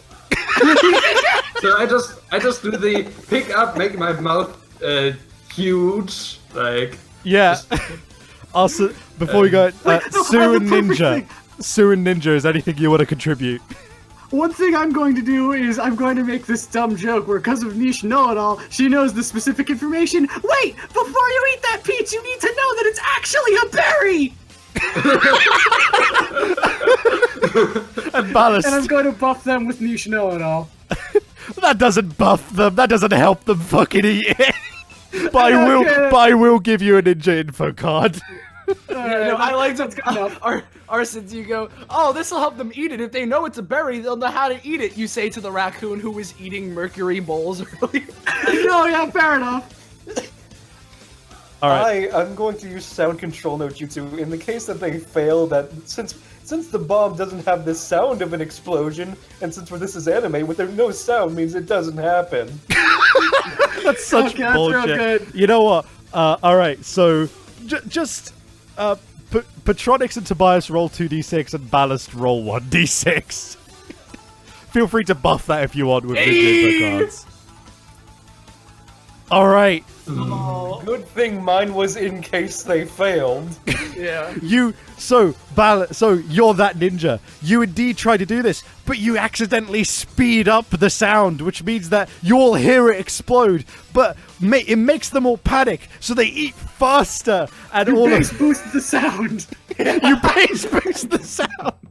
So what happens is Patronic beef jerky, and all night they finish eating half of it each, and there's that like cartoony explosion in their stomachs with a bass boosted like dubstep. Yeah. Yeah, like Ah, my ears! Smoke gets out of my ears. All right. So and you look down at Momomochi Momoi, and she goes, that was my final attack. There's no way that I could possibly match up to you now. I'm defeated. Yeah. Indeed you are. Yeah, lightning strike. All right, and she goes, the only thing that you could possibly take from me now is my honor. Oh, I mean, no, do you don't want- worry. No, hold on a second.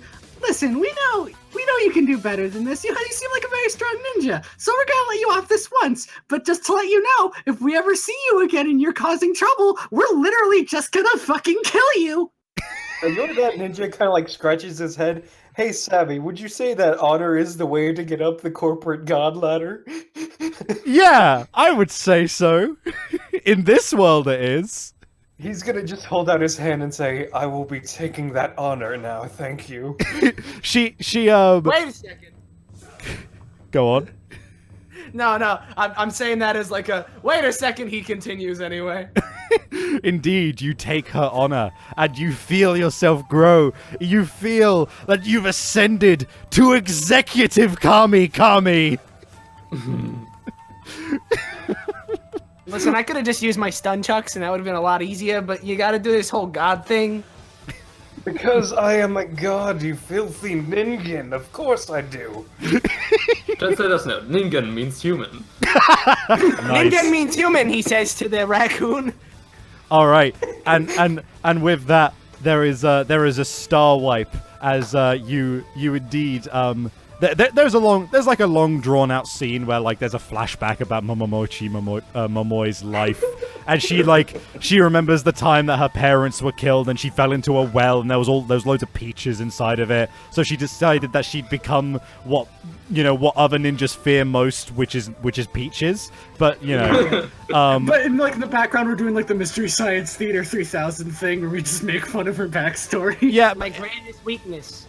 but one way or another, like as is natural with these as well, you somehow you like have a moment where she just gets recruited to the Cyan Ocelots anyway, because why not? And you find yourself back at the Cyan Ocelots with Master Ocelot himself. Let me get some. Hold on, where's my music? Let's get. What was the music you were using for Master Ocelot? There you go. Monkey's theme. There we go. Lovely. All right, you return. And you just kind of deposit Momo, just fucking. Oh, actually, Savvy. Yeah. Would you consider her backstory sad? I would say it's sad enough. This is so sad. Ballas, play Despacito. No.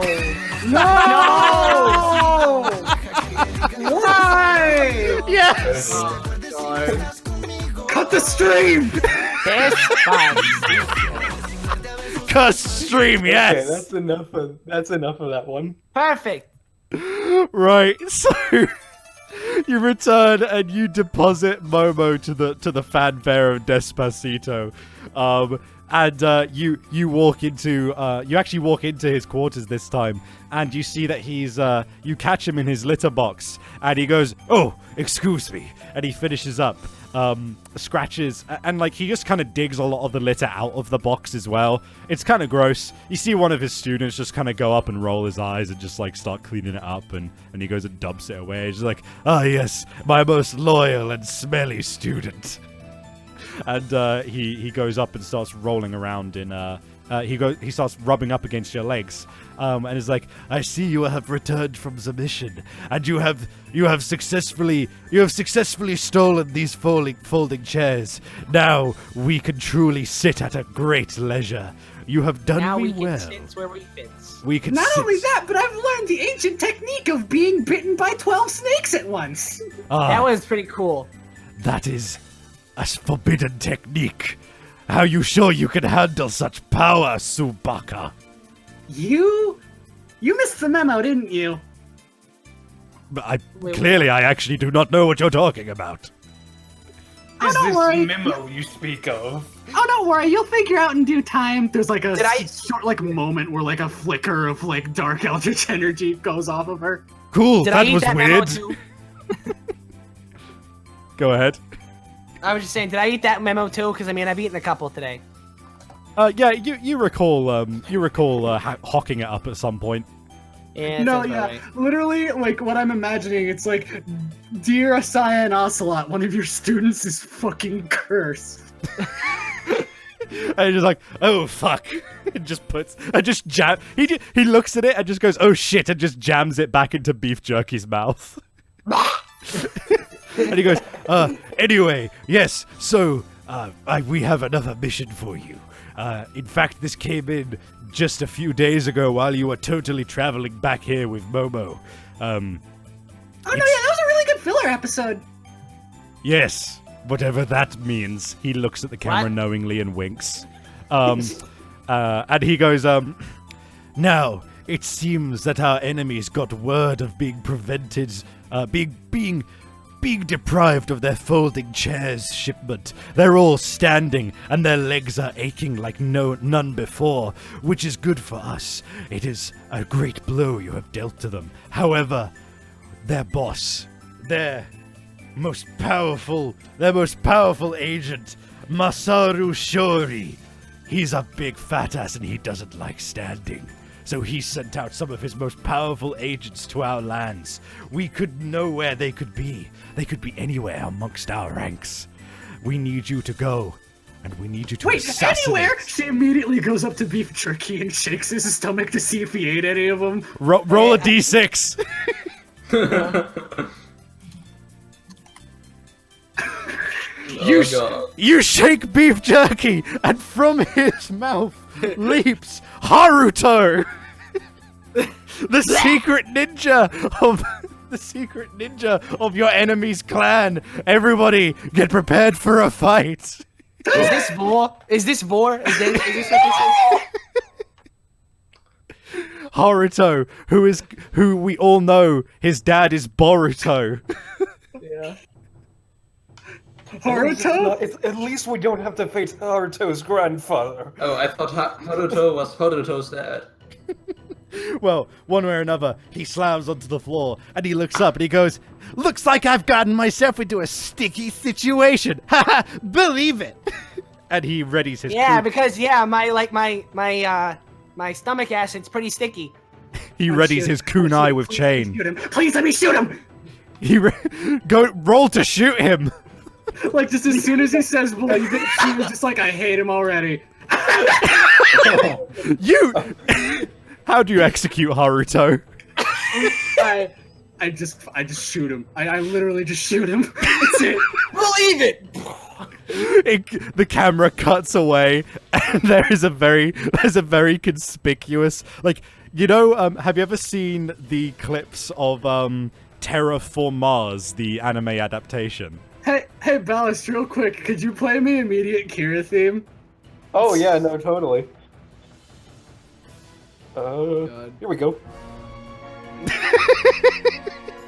But yeah, he shows up and he gets shot, and then there's this very conspicuous black censorship circle over where the headshot happens, even though it's very clear what just happened. No, yeah, there's this, like, low, like, camera angle on Sue where, like, the shadows are over her. Another one for my master. Roll for Eldritch Power. The dust. Oh, no, yeah, I what I'm literally planning on doing with Eldritch Whispers is taking Haruto's soul and giving it to my Eldritch God Azathoth. Roll to give Haruto's soul to... Oh shit! Azathoth descends from the heavens. Only you can see him, and he says, "Thanks, bro. I've been after this one for a while. He was a real bitch." Can I roll God? Can I roll being a god to see him? Oh fuck! Right, you can see him. He kind of looks down at you, and goes, "Oh, you're that ninja. I didn't see you there. How's it hanging, bro?" He's welcome. So This guy was inside of me. this guy. I assume this guy is a god higher than me on the corporate ladder, right? Oh, absolutely. You know he is.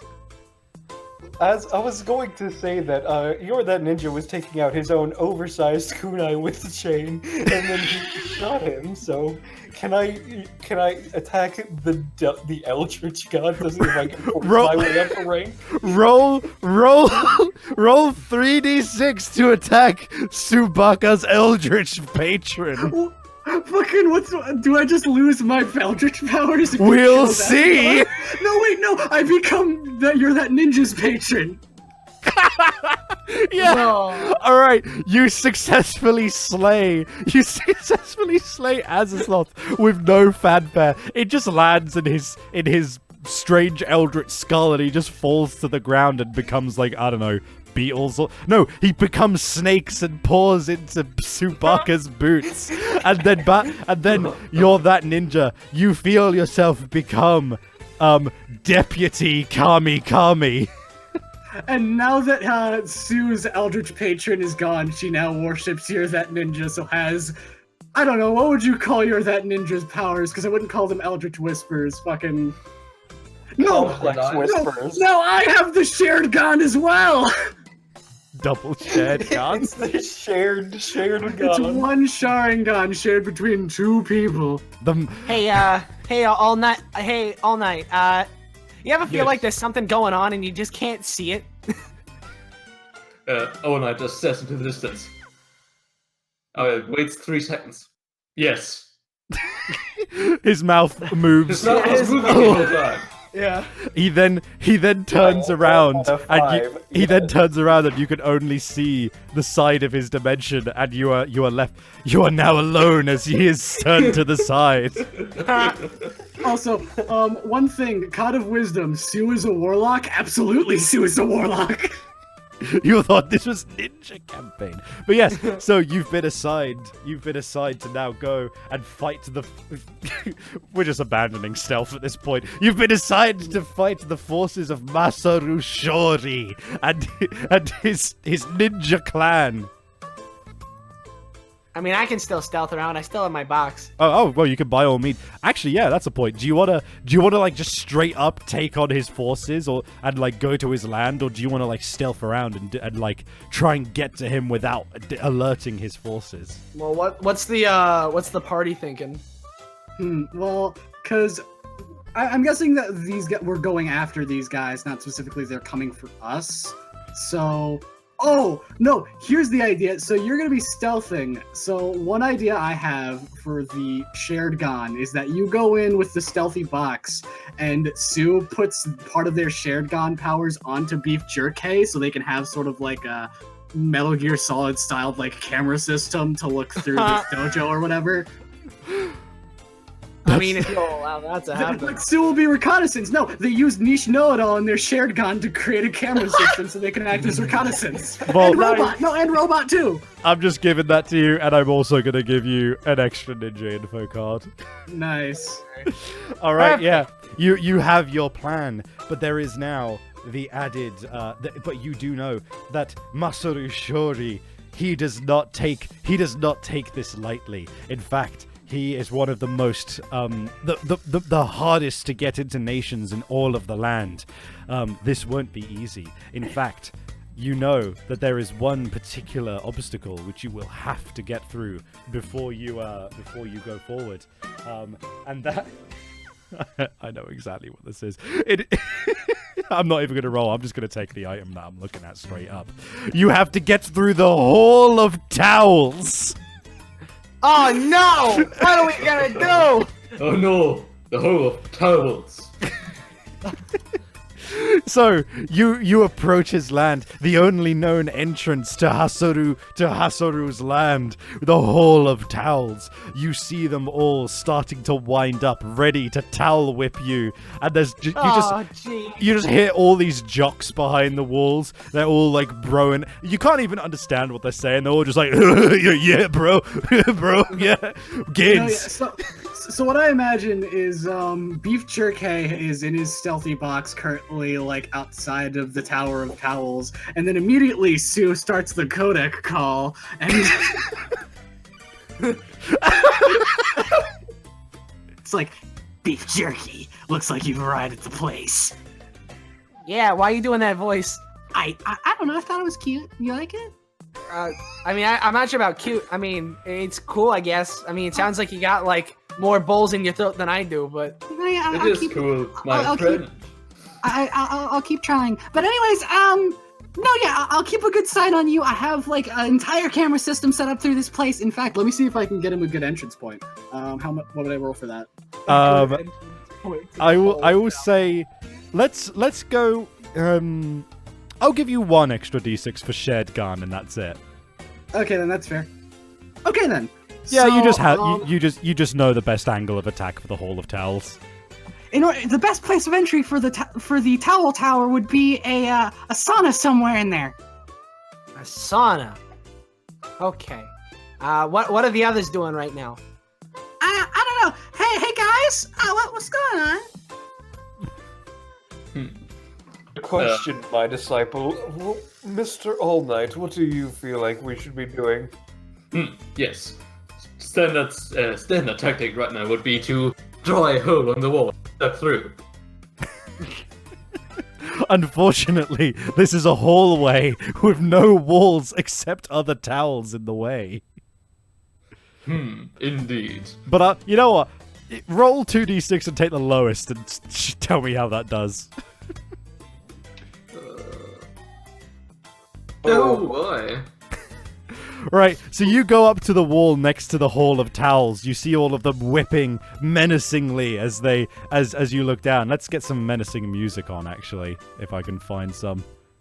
Yeah. What is some menacing music? Yeah. Also, Ballas, thanks for being on point with that codec call sound effect. You draw the hole in the wall. You step through, aiming to just get to the other side.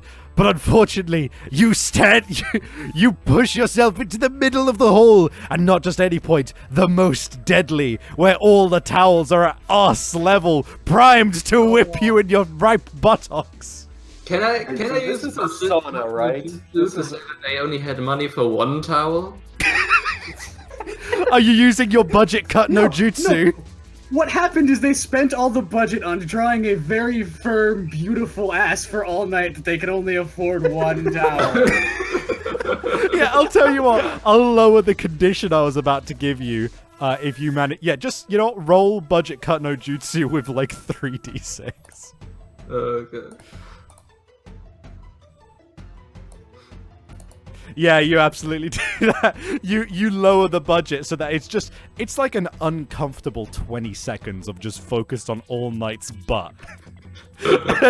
and eventually when it cuts back to all the towels, only one comes in and whips you. However, you are now bruised as this has happened, and that might affect you in the coming combats. That's permanent, unfortunately.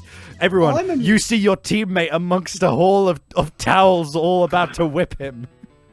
Wait, well, okay, yeah, but it's what I'm going to do in order to fix this, it's so many towels, but we all know there are only 2 combatants in a high noon showdown. So what I'm going to do is I'm going to use high noon no jutsu to make it so these towels can only be 1 towel monster, so they're less being ganged up upon and have 1 point of fire to focus on. Roll me 1d6. That's a real stretch. It is. Yeah. You go, it's high noon, and then you just shoot All Night. Yes! Please, that's the fucking funniest. All Night, Perfect. you feel. Let's go. All Night. Oh, God. All Night, roll. You need to roll to see if you can adapt to this new situation. Roll 2d6. Okay. Oh, I fucking love Sue. She's so Ooh. All right, yeah, you get shot and you're bleeding. You're struggling to get through, but you've always been. Your Master Ocelot's always told you, if you're nothing else, you're adaptable. And by that you mean adaptable to other mediums. You take the water that's soaking these towels, and you adapt them into your oversized ink pen, turning it into a Splatoon-style ink brush that you can wipe along the floor.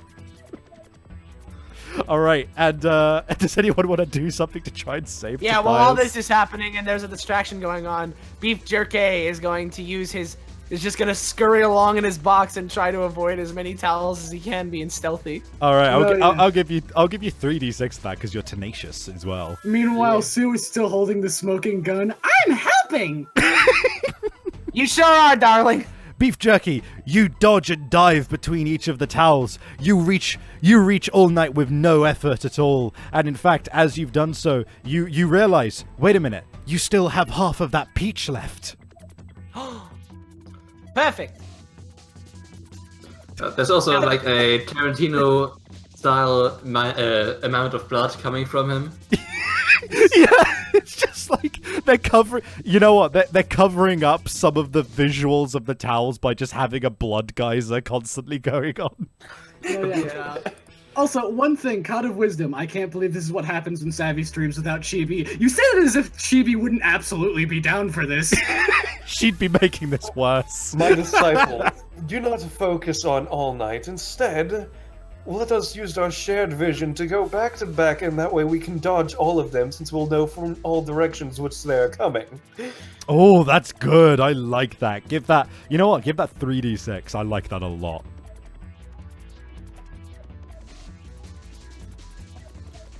All right. Yeah.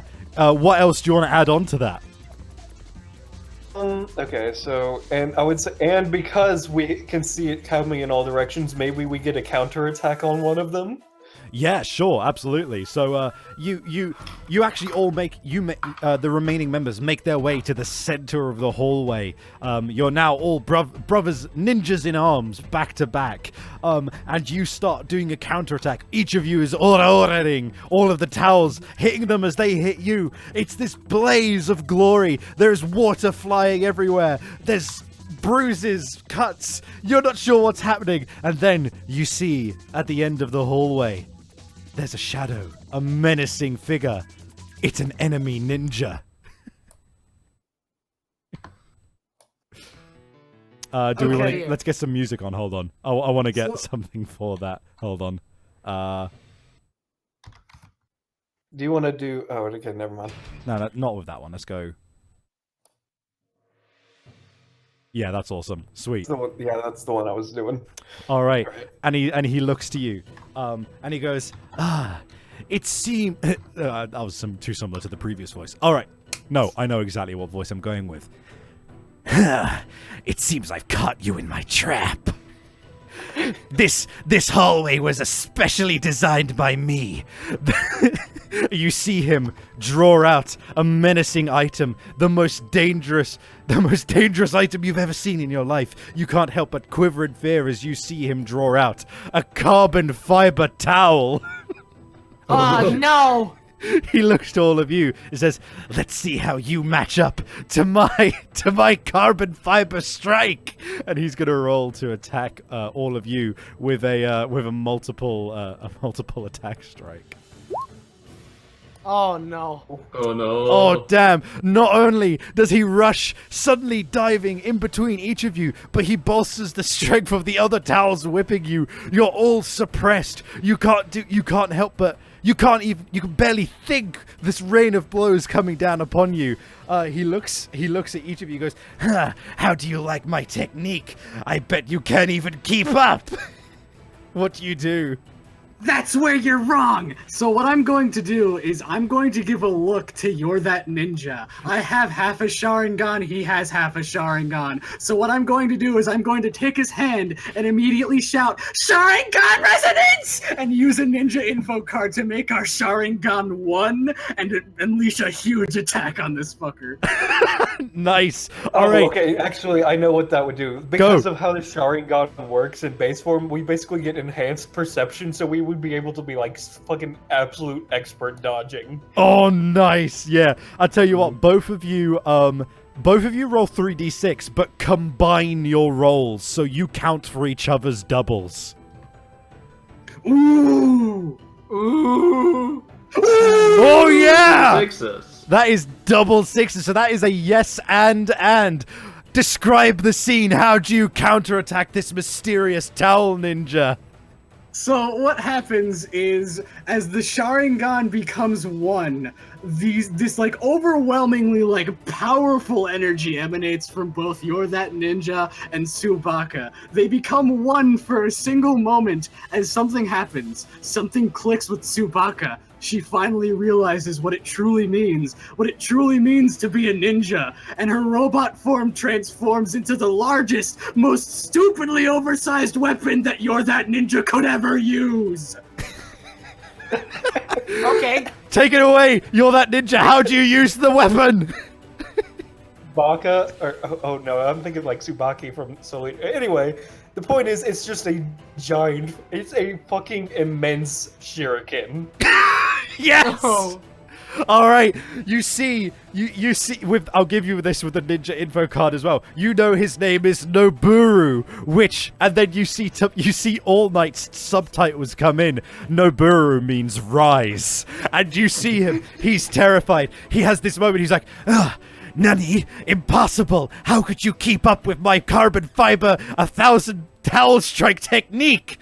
And what's that you have in your hands? Before he says anything, he says, "What do you have that in your hands?" And there's no longer anything in You're That Ninja's hands. He just points and says,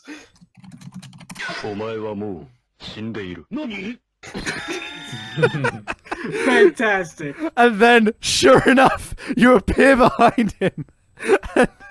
Hold on, I've got something I need to play. You appear behind him, he turns around, and as you bring down, you say, Omoe wamo, Shinderu. He begins to explode as the shuriken strikes him. Oh god. Yes! He goes, no, this is impossible. I've never been defeated. Hasoru, avenge me! And then he just breaks apart in a shower of fucking lukewarm, moist towels. You have defeated Noboru, the towel ninja, and made your way through. Wow. That was cool.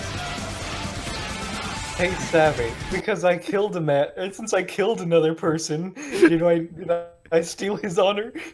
Oh yeah, absolutely. Can you take this towel essence?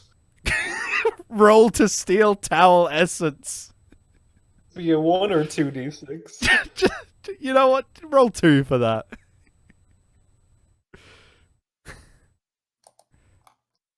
Oh, you only get a little bit. You just become you know what? Executive's too big for that. You become just call yourself Sheriff Kami Kami. All right. I was executive before I was deputy. Sue turns back into her regular form. It's like, wow, that was a really good team-up ability and doesn't actually refer to anything outside of the scenario at all. Looks at camera. I see what you've been saying in chat. Don't think I don't know what you guys are doing. I don't have Twitch open and I'm actually worried now. Well, now that the Tau guys are gone, we can probably keep moving on forward. You can indeed. You can make your way into the deeper echelons of Masaru's territory. Yeah, that sounds about right. All right. So, hold on. Let me find a good track for this. Yeah, Beef Jerky's just munching on the corner of his stealthy box. Do realize now that I'm a sheriff, I have my own stupid idea for the next attack I do. Ooh, I think I might do too. You thinking of another fucking dual tech? Right. All right. So all of a sudden, you know what? all of a sudden you walk into the next area, and there's a moment. You see something. Wait a minute. Could it be? No. We're side-scrolling. You look up and you see World 2-2 above you. It's become a NES game, and you see that there is some enemies in front of you, 2D, just like you, and. This is the point where I use. Actually, since we're in a 2D dimension, can Tobias's character be 3D somehow? Yes, Tobias, you absorb the lack of dimensions. Roll to become 3D. How many dice do I roll for that? Roll 3 for that. I love that.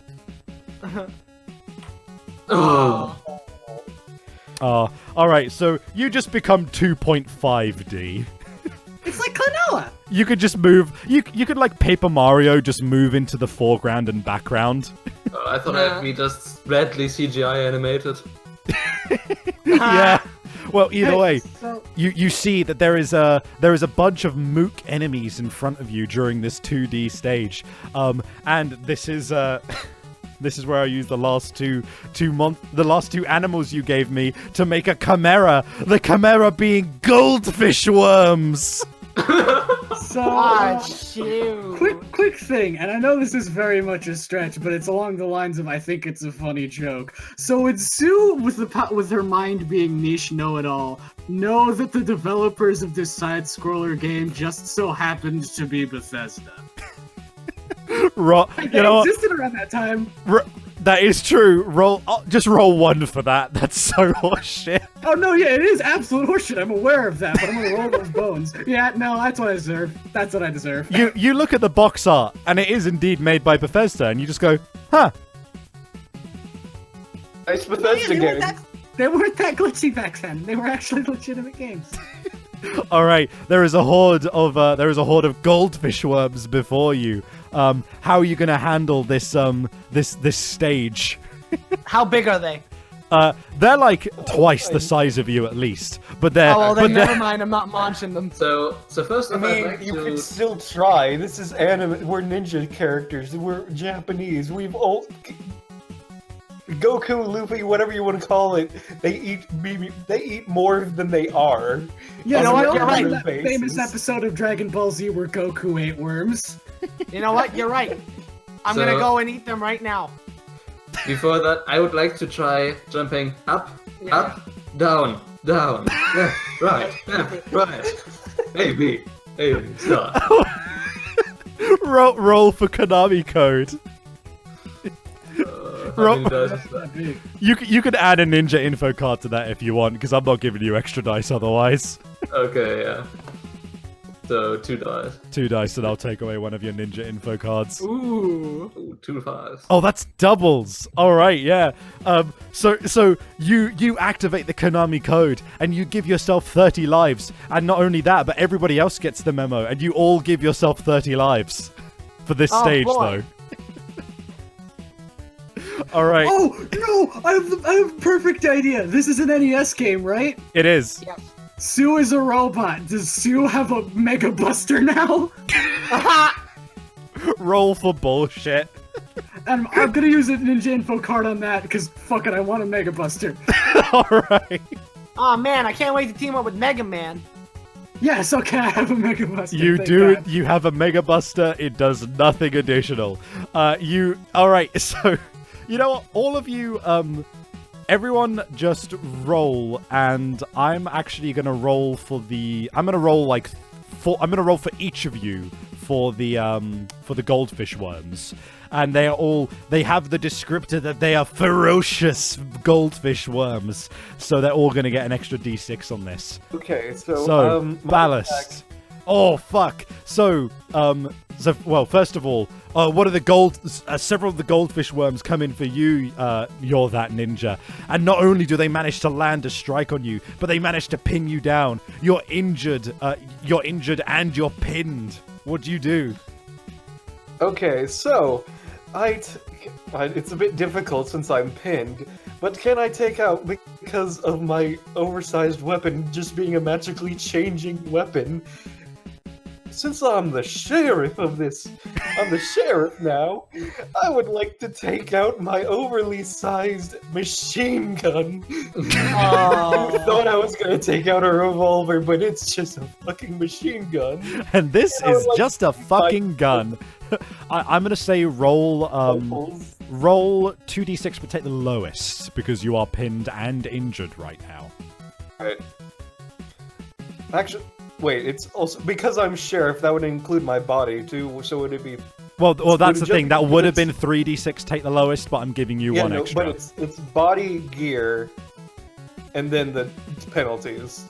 So Stick to 2d6 because Okay, I think sorry. you're in a harsh situation right now, just in general. Ooh. Oh, Five. that's as good as you could have hoped for. Yeah, you pull out your machine gun and you gun down the ones that are on you. All right, next up is Subaka. Let me roll for their attacks on you. All right, they managed to land a hit and you are indeed injured. How do you deal with these guys?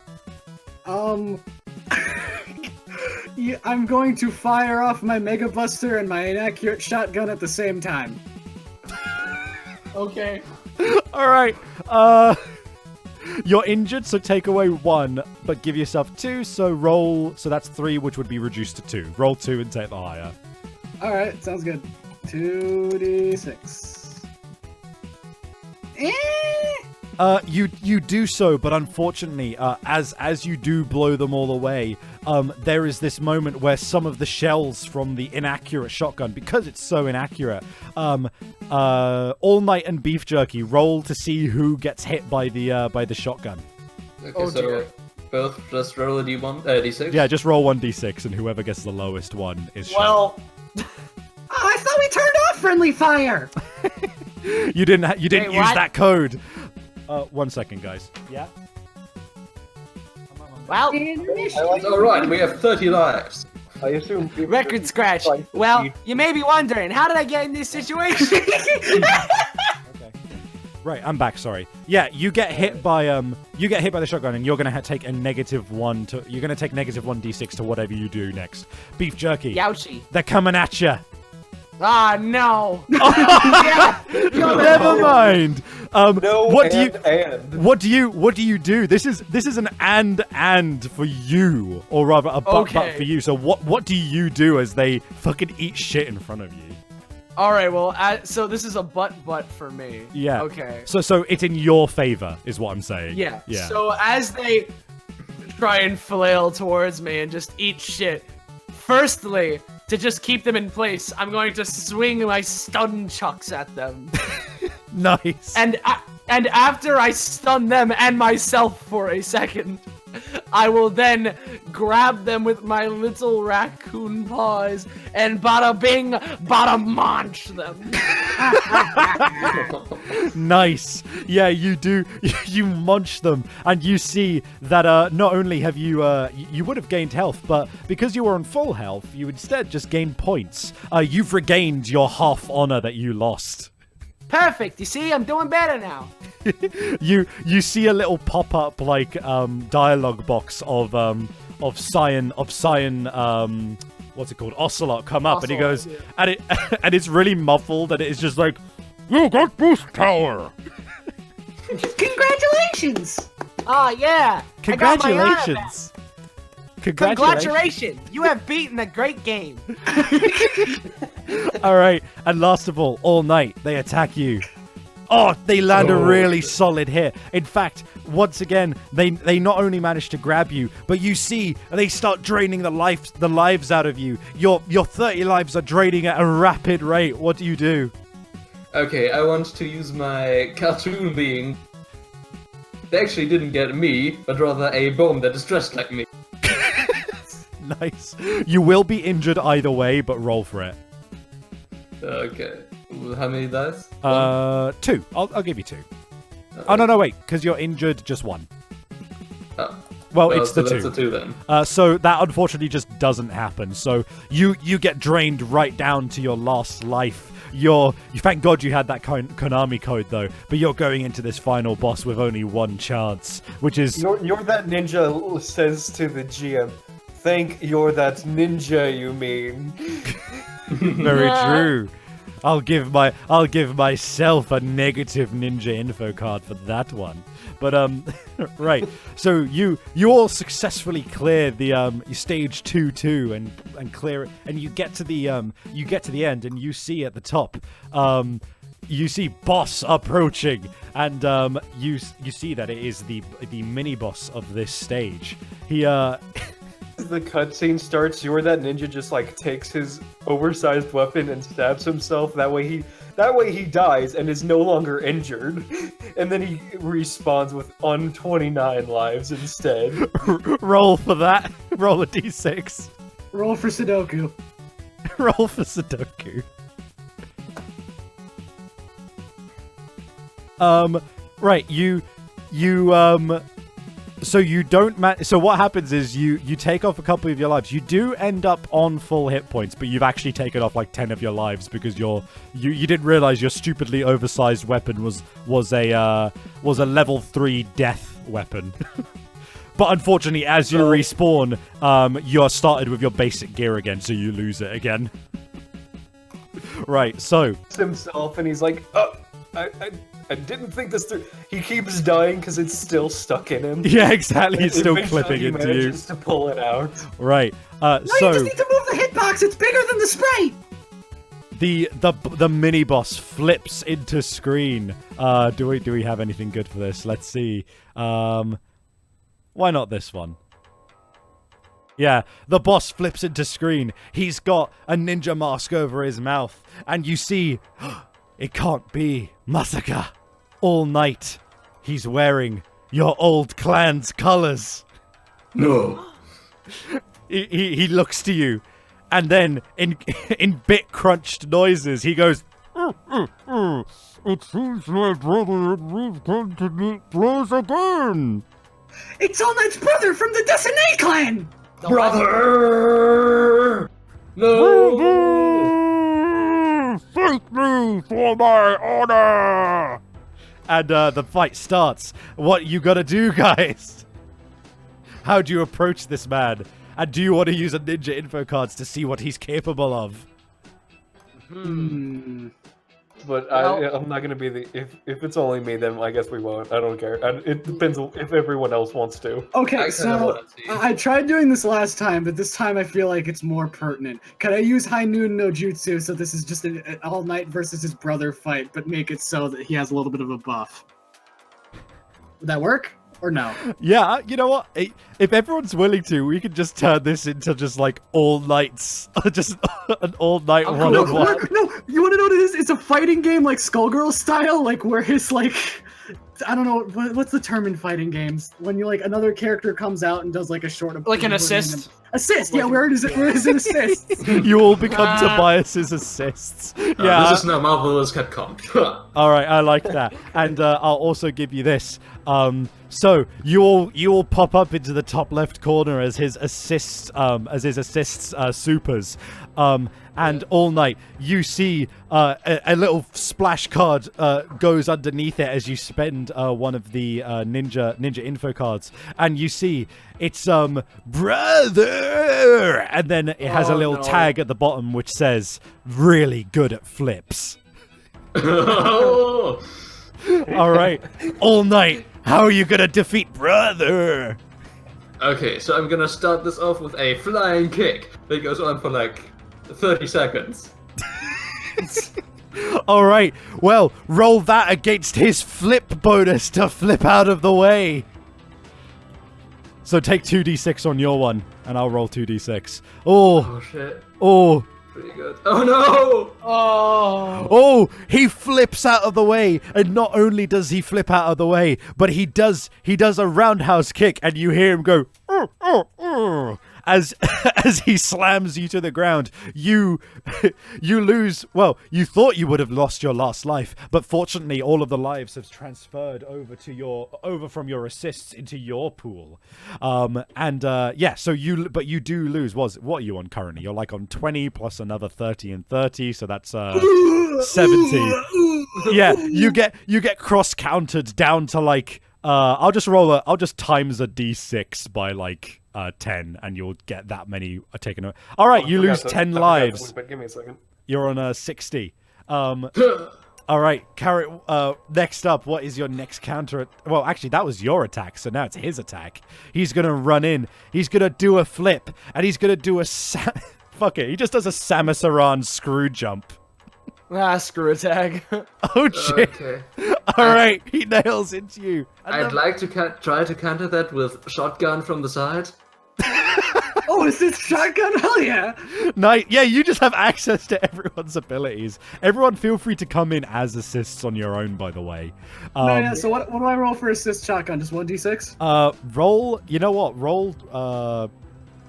Let's see. So shotgun. You know what? High noon. I'll give that to you as well. So roll 2d6. Okay then. Here's my assist.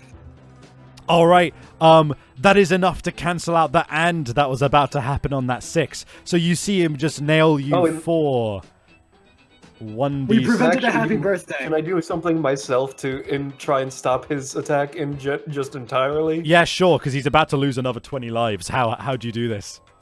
What do you do? That ninja just pops up for a second and he fills the screen with his light, so basically the game doesn't understand what happens and he just misses entirely. Nice. All right. Roll for that. I'll give you 2d6 for that. I saw that 6. It's still good. It Right. still works. Oh, I It's partially haven't had anyway. 3D dice turned on. Oh well, whatever. Anyway, you managed to reduce that to only 15 lives lost, so you're now on 45 lives. All right. All Night, what do you do? Okay, so I would like to use my other assist that I haven't used yet. Beef jerky. Get in here. Yeah. All right. So my idea is I'm gonna use my stun chucks to put him into like hit stun, paralyze him, so that All Night has can start a combo up. All right, We're gonna yeah. do an infinite? All right, nice. Roll 2d6 for stunning him to give All Night a chance to air combo his ass. Like Marvel versus Capcom style. Yeah. I'll say, Yeah. all right, I'll tell you what. So what you've done is you have stunned him, but it's only like a 3-frame stun. All Night. Yeah. What are you going to do to try and take advantage of this 3 frames to try start juggling him? Okay, I'm gonna use my oversized ink pen to start to just baseball slam him into the air. Ooh, all right. I will give you... Yeah, I'll give you 2d6 for that, because this is a very harsh window. Alright, so you do manage to get him, and you start air juggling him, and the screen starts going further up and up, like Marvel vs. Capcom. But you land an amateurish blow, and you drop the juggle halfway through, like some kind of Tekken scrub. Yeah. Ryu Korai goes frame perfect input. Yeah. Yeah. As Beef Jerky comes back from sort of flubbing the stun checks, don't worry, Beef, some people still play low tiers. I'm giving you. Yeah, the beef jerky's assist isn't all that good. So All right, I'm going to give you... All right, so he's going to hit the ground, and he's going to try and roll... Unfortunately, this is... You know what? Perfectly rolling out of a land on the floor could kind of be considered a flip. So he's going to get an extra d6 for that. He does manage to. He's up and at him again. He's going to go in for an attack. Hey, say, All Night, would you still be in the air?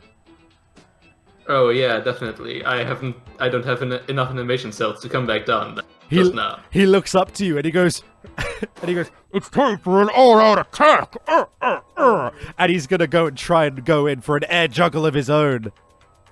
He kind of does. He just about manages it. He gets like a 10-hit combo. It's pretty respectable. You lose another... Let's roll another d6 and see how many you lose. But I'll just do... It'll be like a d3, actually. So that is 3. So you lose... Oh, jeez. He juggles you good. You lose another 30 lives. Oh, fucking hell. So you're on 15 now. This is the last moment. He's also got half a bar. How are you going to finish him off? Okay, so I'm gonna use my budget cut no jutsu. Oh! Oh, wait, would you say that we've gotten meter? That we can, like, use our special or something? Oh, yeah, that 10-hit combo absolutely gave you meter. You've got, like, I'd say level 2 meter. Okay, so I'm gonna start off with budget cut no jutsu so that he doesn't have any animation budget to move anymore. Start using my meter to activate my friends. Yes. All right. All right. In that case, since I actually have an idea that I've been wanting to say for a cool thing. Yeah.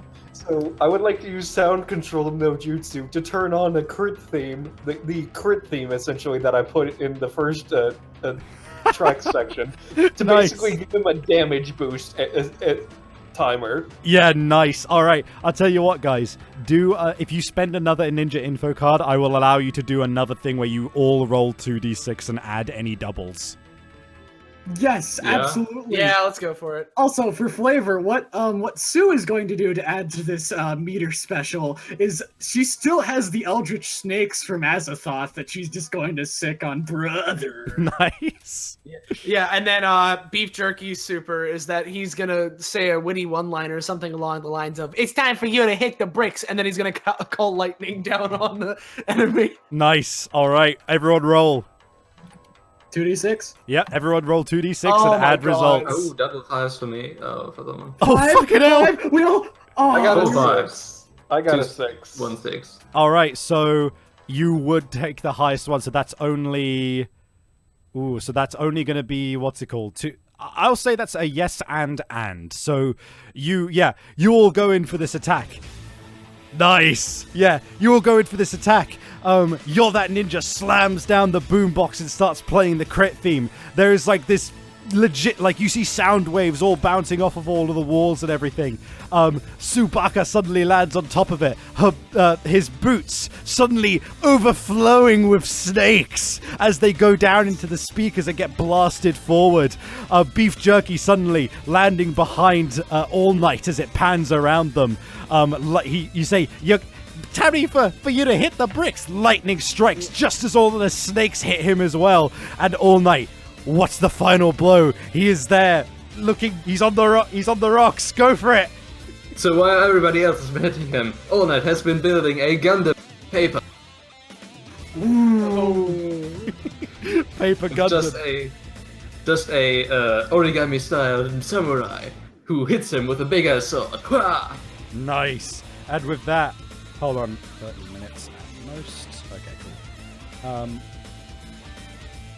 Sorry. Yeah, and with that, you see him. He does the like the video game style, like as he's exploding, and you are released from the 2.5D, and you are back in 3D, but only to see that hiding in the third dimension all along was the one, the only Masaru Shori, the big boss. Legasp! Legas. All right, let's get Massacre. what's a boss theme? Hold on. We need a boss theme for this. I added. Nandayo! This one can work. Go for it. All right. No, it needs to be more hype than that. Just get the loads of dudes fighting one. That's really good, that one. Well, hold on. Yeah, we could do that. Nice. All right. You see him towering before you. He is at least 10 foot tall.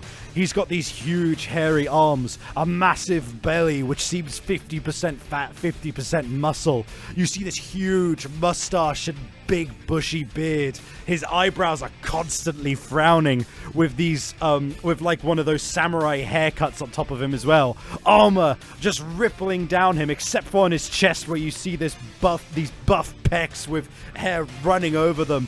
He's the most beastly man you've ever seen, and as he looks down on each of you, a cigar puffing out from between his teeth, a third eye opens up on his forehead, and 2 horns sprout out. Could it be? Has Masaru Shori been an Oni the whole time? And he looks down and goes, "Ha! You think you can defeat me? Well then come on, show me what you've got." Also, quick thing. For a second, I thought you were gonna say his eyebrows are constantly on fire. Oh, yep, that's happening. His eyebrows are on fire. Yeah.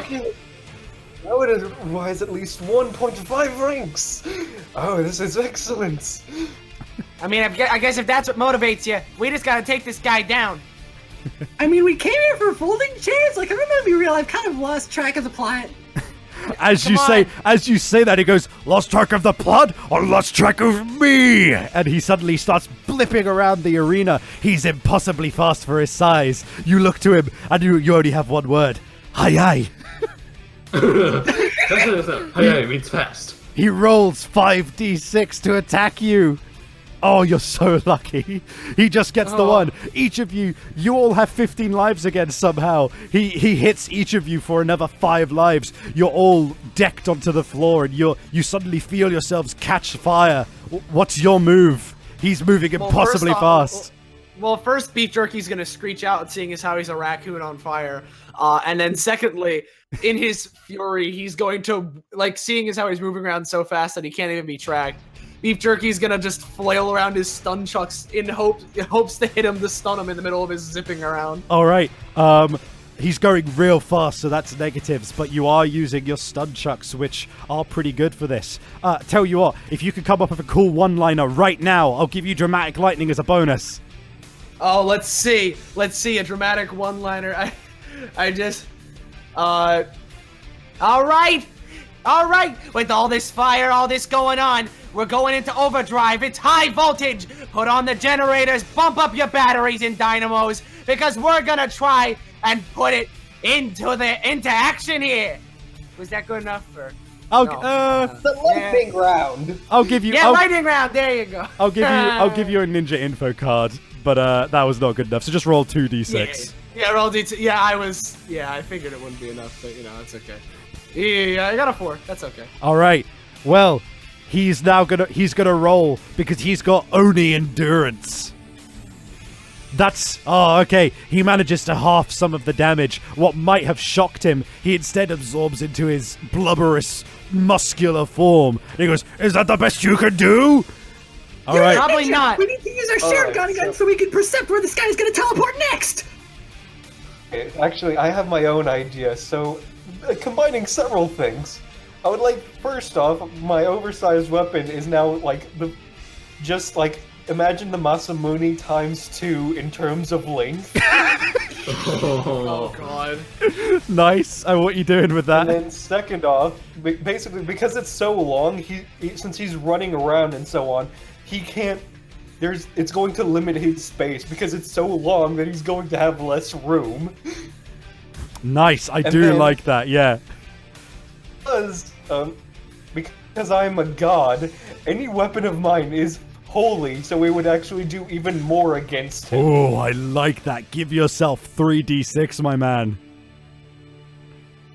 Like, all I'm imagining is like, "You're the ninja, I have a plan! Or I can do my plan." Fine. Yeah, sure, that works. All right, Yes, nice. and. That's a yes and. All right. Sure enough, you summon the blade. He doesn't spot it because he's going so fast. He runs right into it. It jams into his gut. He's trapped there for just a moment. You've slowed him down. What do you do while you have him in your grasps? Disciple, you see that third eye? I think we should share a look at it. No. Oh, absolutely! Subaka, take it away with your shared gun. Alright then, so 2d6 I'm guessing? Take 3 because he's currently trapped thanks to you're that ninja. Alright, I'm gonna steal this guy's third eye. Let's see how it works. Ooh.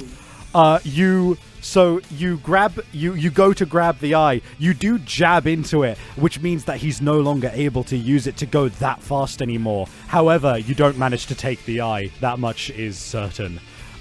He just goes, "Oh, dick!"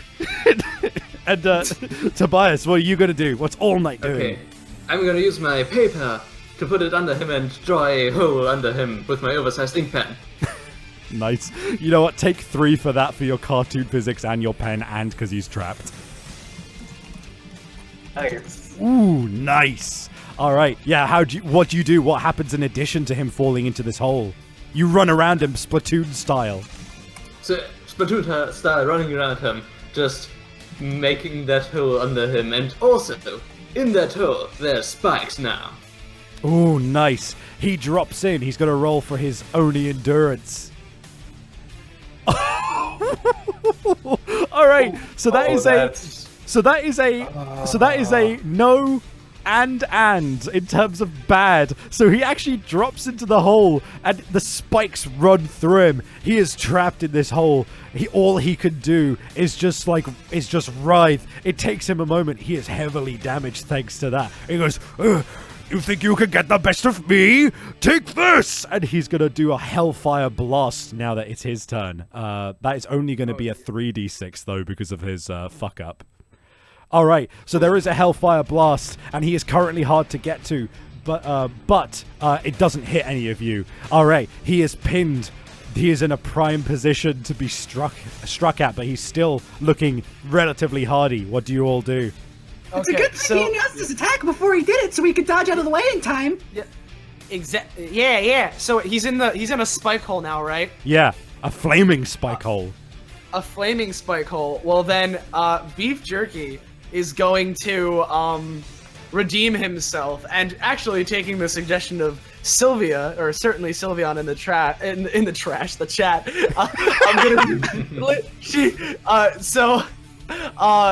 He's going to be calling upon a trash storm with his lightning, where he's going to look down upon this Oni in the fire hole. Now All right. you see here, if you want the thunder, I'll be bringing the boom. Nice. All right. I'll tell you what. For the dramatic lightning, I'll give you one. If you sacrifice your stealthy box to make the trash, I'll give you one. And then for the...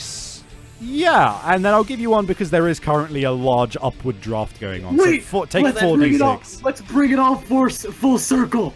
In order to make the trash, not only does he add the stealthy box, but he hawks up the bowl that he ate. Okay. So Making I'll a tell you Quicksilver trash storm. Yeah. What he's going to do? He looks at his box. Sayonara, old friend. We've been through a lot, and he's going to munch the box up, and then with one big Translator note: sayonara means goodbye.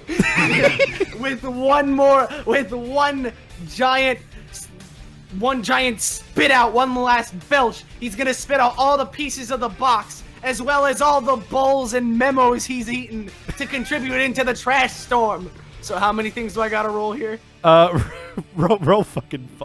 You know what? Roll 5d6, and I'm actually gonna. Because we got to fucking wrap up as well soon. Everyone else, Okay. But let's turn this into the final fucking attack. Everyone contribute. The trash storm. Okay, so I'm just gonna make my paper into a bunch of tiny paper airplanes and add them to the trash storm. Nice. All right, roll 3d6 for that and add it to it. Nice. So we've got currently a yes and. Subaka, how are you adding? What I'm going to do is she is going to use her robot form as well as the...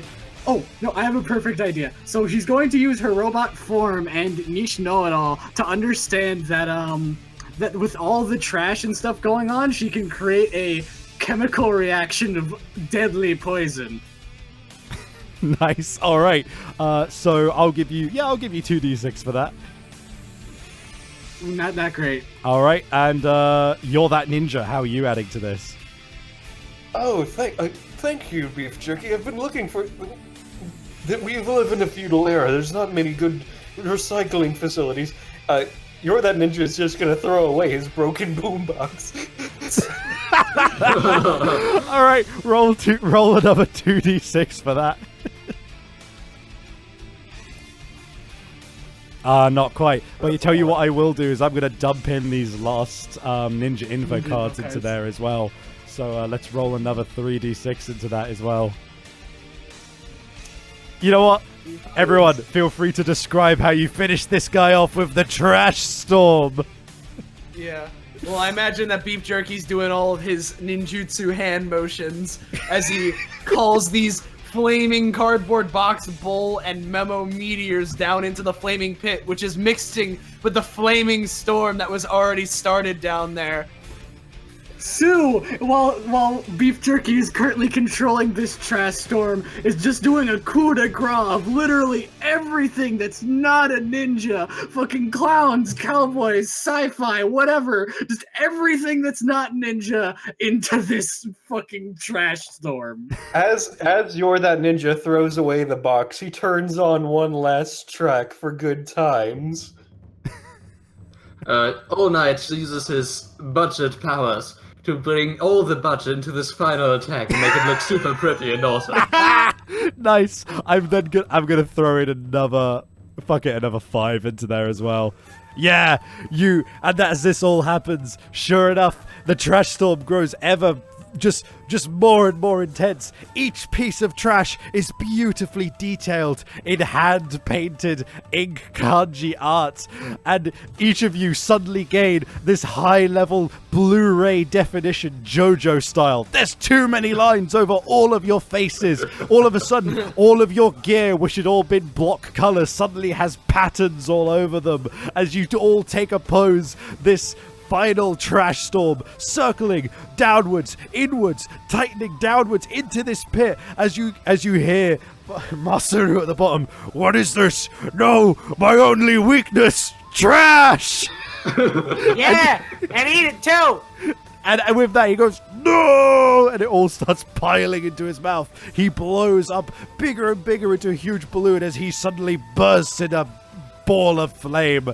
You all turn around as the explosion engulfs the behind you, and it suddenly smash cuts to a piece of artwork of the same scene. All of you turn towards the camera, and You're That Ninja. You feel the waves of honor. I would like to also say, as we turn around, another dramatic lightning starts striking down. Oh, fuck yes. Yeah. And then you all feel your honor grow by its absurd levels. You're That Ninja. You feel it. You finally climbed the corporate ladder. You've become CEO Kami. Oh, dear. Does that mean that I'm like your desk assistant? I mean, I'm cool with that. Am I like the company mascot? You're not even in the company. You would eat all the memos. How would we get any business done? We are all nakama. Nakama means comrades. All right, let's.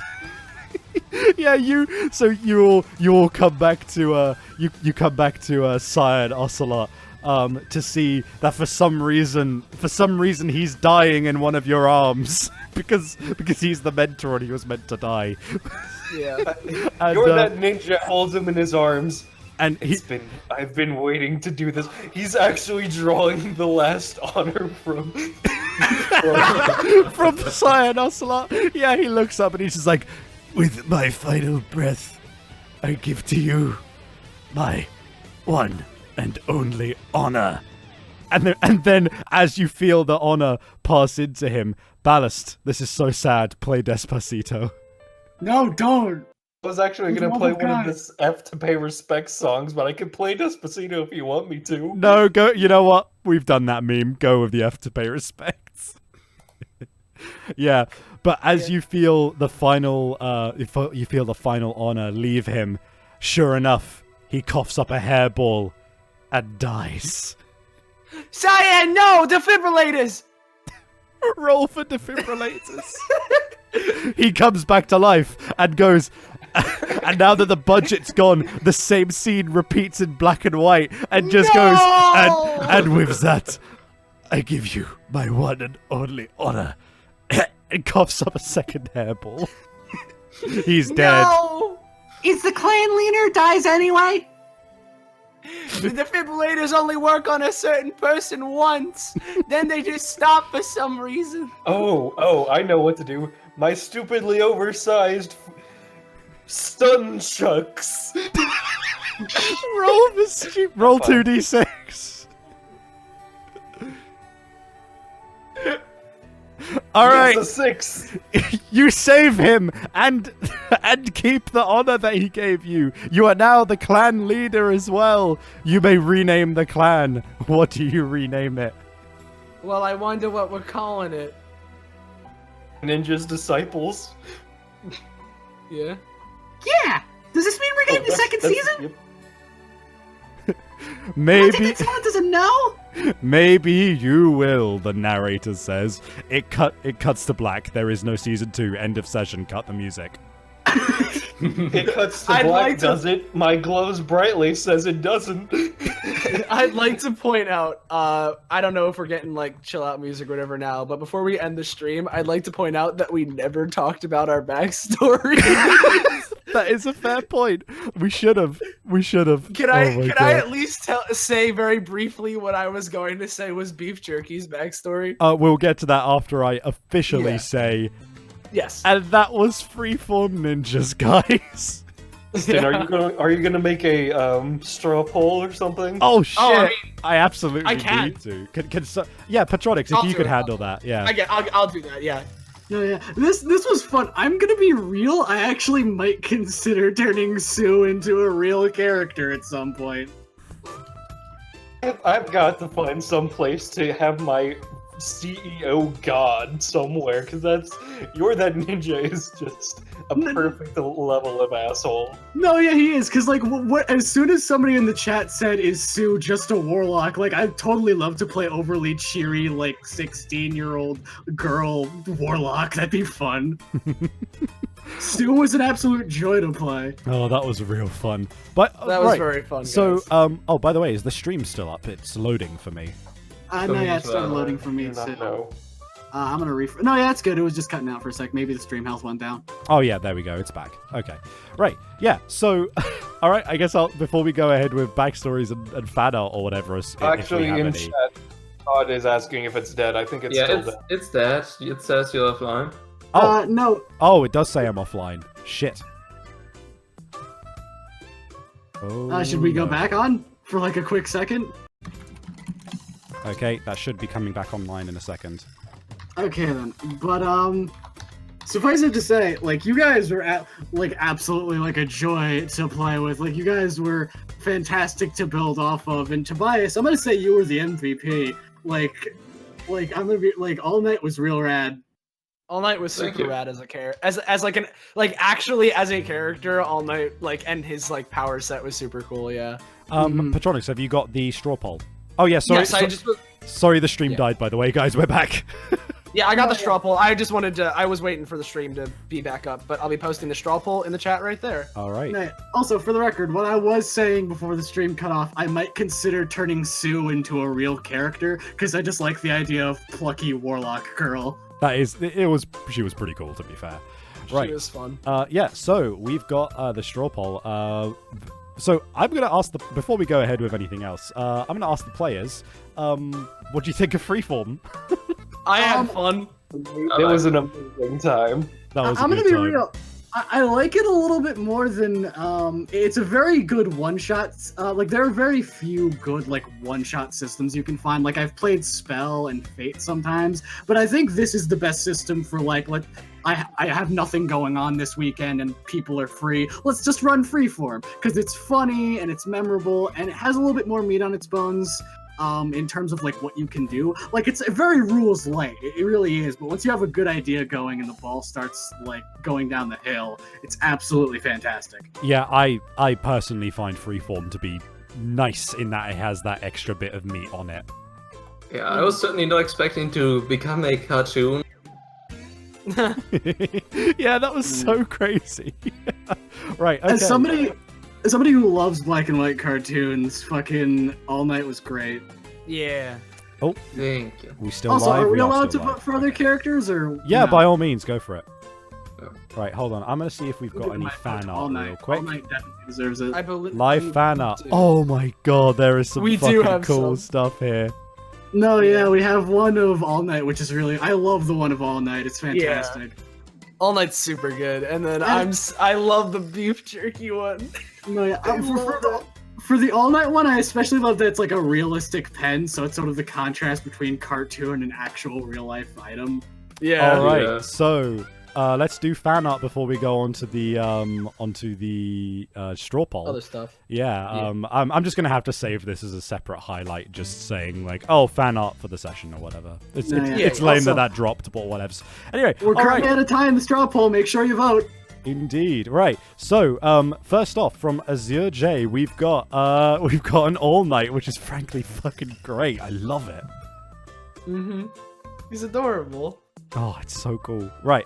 Next up, again from Azure J, is I love him. he's Beef I love Jerky. him. I actually I love love it. him. He's so good. Oh, look at him. Oh, it's real good. Oh, that's I a love that the ninja. cardboard box have beef jerky on it because it implies that despite it's a sneaky box, it's just had his name plastered on it the entire time. Yeah. It's actually where he got his name. Yeah, they just Oh, found it was him in a a beef box. It's a box. beef jerky box. That's where he got his name. Oh, that's great. Aw. And last of all, from from Interface, we've got the Chimera, the goldfish worm. What a fucking abomination that was. Disgusting. Oh, I completely forgot what I wanted to do with Masaru because we were short on time. I wanted to give him the power of bleach and have him start fucking with All Night Zinc. Oh. Oh, but we had to wrap that up. But yeah. Oh my god. Fucking, all I'm thinking is this fat guy just spewing bleach from his mouth. We got a question for me. How do I get the dark mode for Roll20? Oh yeah, dark mode for Roll20, fucking essential if you're like me and you work a lot at night and you can't stand white themes. If I'm not mistaken, I think it's called either Stylus or Stylish or something like that. It's a plugin for Chrome. And you can go onto their site, and people upload themes for just whatever website they've written code for. If you use Chrome, just try and Google the Roll20 dark theme. You should be able to find it. I'm gonna do that right now. Although specifically, I found that Stylus is the best way to do it rather than doing it with a separate Chrome plugin. Mainly because, like, put it this way: if you're doing dark themes for all of your websites, rather than having a plugin for each it one, allows you to go for a bunch of different sites. yeah. So. Stylus I found is just nice because it's all in one place. But yeah, I'll post it in Discord at some point. But yeah, all right, let's get off of this And goldfish one. As clan leader, that ninja legally changes his name to Super Kami Ninja. What was the backstory for Beef Jerky? Okay, my idea for his backstory, real quick, was back when he used to live in Raccoon, Brooklyn, he was a part of the Raccoon Brooklyn Ninja Clan, which I was gonna come up with a name on the spot. And he was a part of that clan, and that clan had a super cool kids club, a super cool kids ninja club, but he could never join because it had one of those, like, you have to be this tall to enter, and he was always too short. And so he was going to try and absorb so much ninja energy that he could grow big enough to enter that club. I mean, you could that have was- right without my shoulders. Shit. Right. With that, I think we'll roll through the favorite character poll. Why not? Oh boy. All I think right. it's still at a tie. Oh, it is still at a tie. Guys, get those votes in. Guys, that just means you gotta vote for You're That Ninja 2 more times. Obviously. That way we can get your yes and. Yeah. As the results. Right, I'm gonna give people 30 more seconds to cast their votes. I'm gonna get that. Yeah. Could you get that straw poll link back in there? Yeah, throw the straw poll link back in there. Oh, okay, yeah, I'll grab that. Hold on.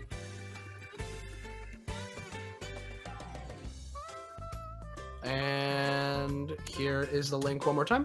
And get that in our Discord as well. Why not? Yep. Oh. Should I post that in one shot or? Yeah. No. In the Or- fan one. Oh, in the fan one. Yeah. Yeah. Just put that in general. Well, I haven't got a one-shot one yet, so just put it in general, I guess. All right. Cool. All right. You know what? That's given us a lead, so we may as well roll with it. That's Okay. In fourth place, we've got, with 3 votes, You're That Ninja. Oh god, Oh! it's shifting around. Ugh. In third place, we've got All Night. And in currently joint top, but Beef Jerky was out front for a while, we've got Subaka and Beef Jerky. I just, you know what? Everyone just take a speech or take a moment because you guys were all awesome.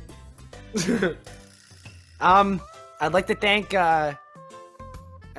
the Academy, and I'd also like to ask, now that You're That Ninja is now the leader of our ninja clan. If we could stop putting mercury in the bowls. First off, it's Super Kami Ninja now. And if you say my old name again, I will smite you. Second, I will... Oh dear. If you don't eat the bowls anymore, or at least only eat one bowl a week. You have a one bowl a week. 2 bowls a week. How about 2? This won't be the last you see of me! Bowls a week and only 3 memos. There, it's a compromise. You get 2 bowls, but only 3 memos. I can work with that. And all night. We've only come this far because of our bond as Nakama. That's it, Nakama means friends. Lovely. Alright. With that, guys, we will wrap this up and we'll make this into a separate highlight because fucking Twitch. Right, and with that, hey guys. Yeah. Thanks so much for coming out and playing this with me. This was a really good time. Oh, Thank you. thank you for inviting us. It was This is all fantastic. my pleasure. Not a problem at all. I'm glad that you enjoyed it. All right, It was great. And stream. I will grab a link again. I'm gonna end this on the regular screen. Let me grab a link for our Discord again because as you've seen, of course, we do have a Discord server, a fan Discord server. Generate a new link. I'm going to put that in the chat. And once again, I haven't put it in my fucking bottom bar again. I'll do that this time. But feel free to join the server if you enjoyed what we do. If you enjoy what we do, feel free, please follow us and tell anyone else who you think might have a good time watching our stuff as well. And if you're feeling generous, why don't you throw some subs our way? You should do it. Also, another thing, if you really like Savvy, the next Sunday we'll be doing the first official episode of the Zelda campaign. Indeed, we've got myself on. We've got myself doing the Zelda campaign, which is over on Dragon Queen. Is that right? Yeah, twitch.tv/Dragon Queen. Indeed, and tomorrow we've got more Hustle Cat for you, and on Saturday we've got some more Kingdom Death Monster. And what else do we say? Oh yeah, follow me on Tumblr below and Twitter below if you want recent updates. Does anyone else want to plug anything before we wrap the stream? Watch Carbon Interface. It has some cool art from me and Chibi and a few other artists. Indeed. I might as well plug my Twitch stuff. It's just twitch.tv/Patronix1234. Has a bunch of tabletop RPG stuff. Savvy's been in a couple of things. I have. Ballast has been in a couple of things. I'm in a lot of it, seeing as how it's my channel. So yeah, if you like more tabletop stuff, go and check that out. I also have a Twitter, which is @Patronix123. Just check that I out. have if you want. nothing currently going on, so I'm just going to plug Savvy's channel. You're here, sub. I guess. Yeah, you should sub the Savvy. Sub And to as I said Savvy. before, I have my own stuff at twitch.tv/Dragon Queen. If you want, you can follow my Tumblr. It's literally just Arsenzara. I mean, I don't know why you'd want to, but... All right, well, with that then, let's wrap it. Everybody say goodbye to the stream. Sayonara! Sayonara. Bye.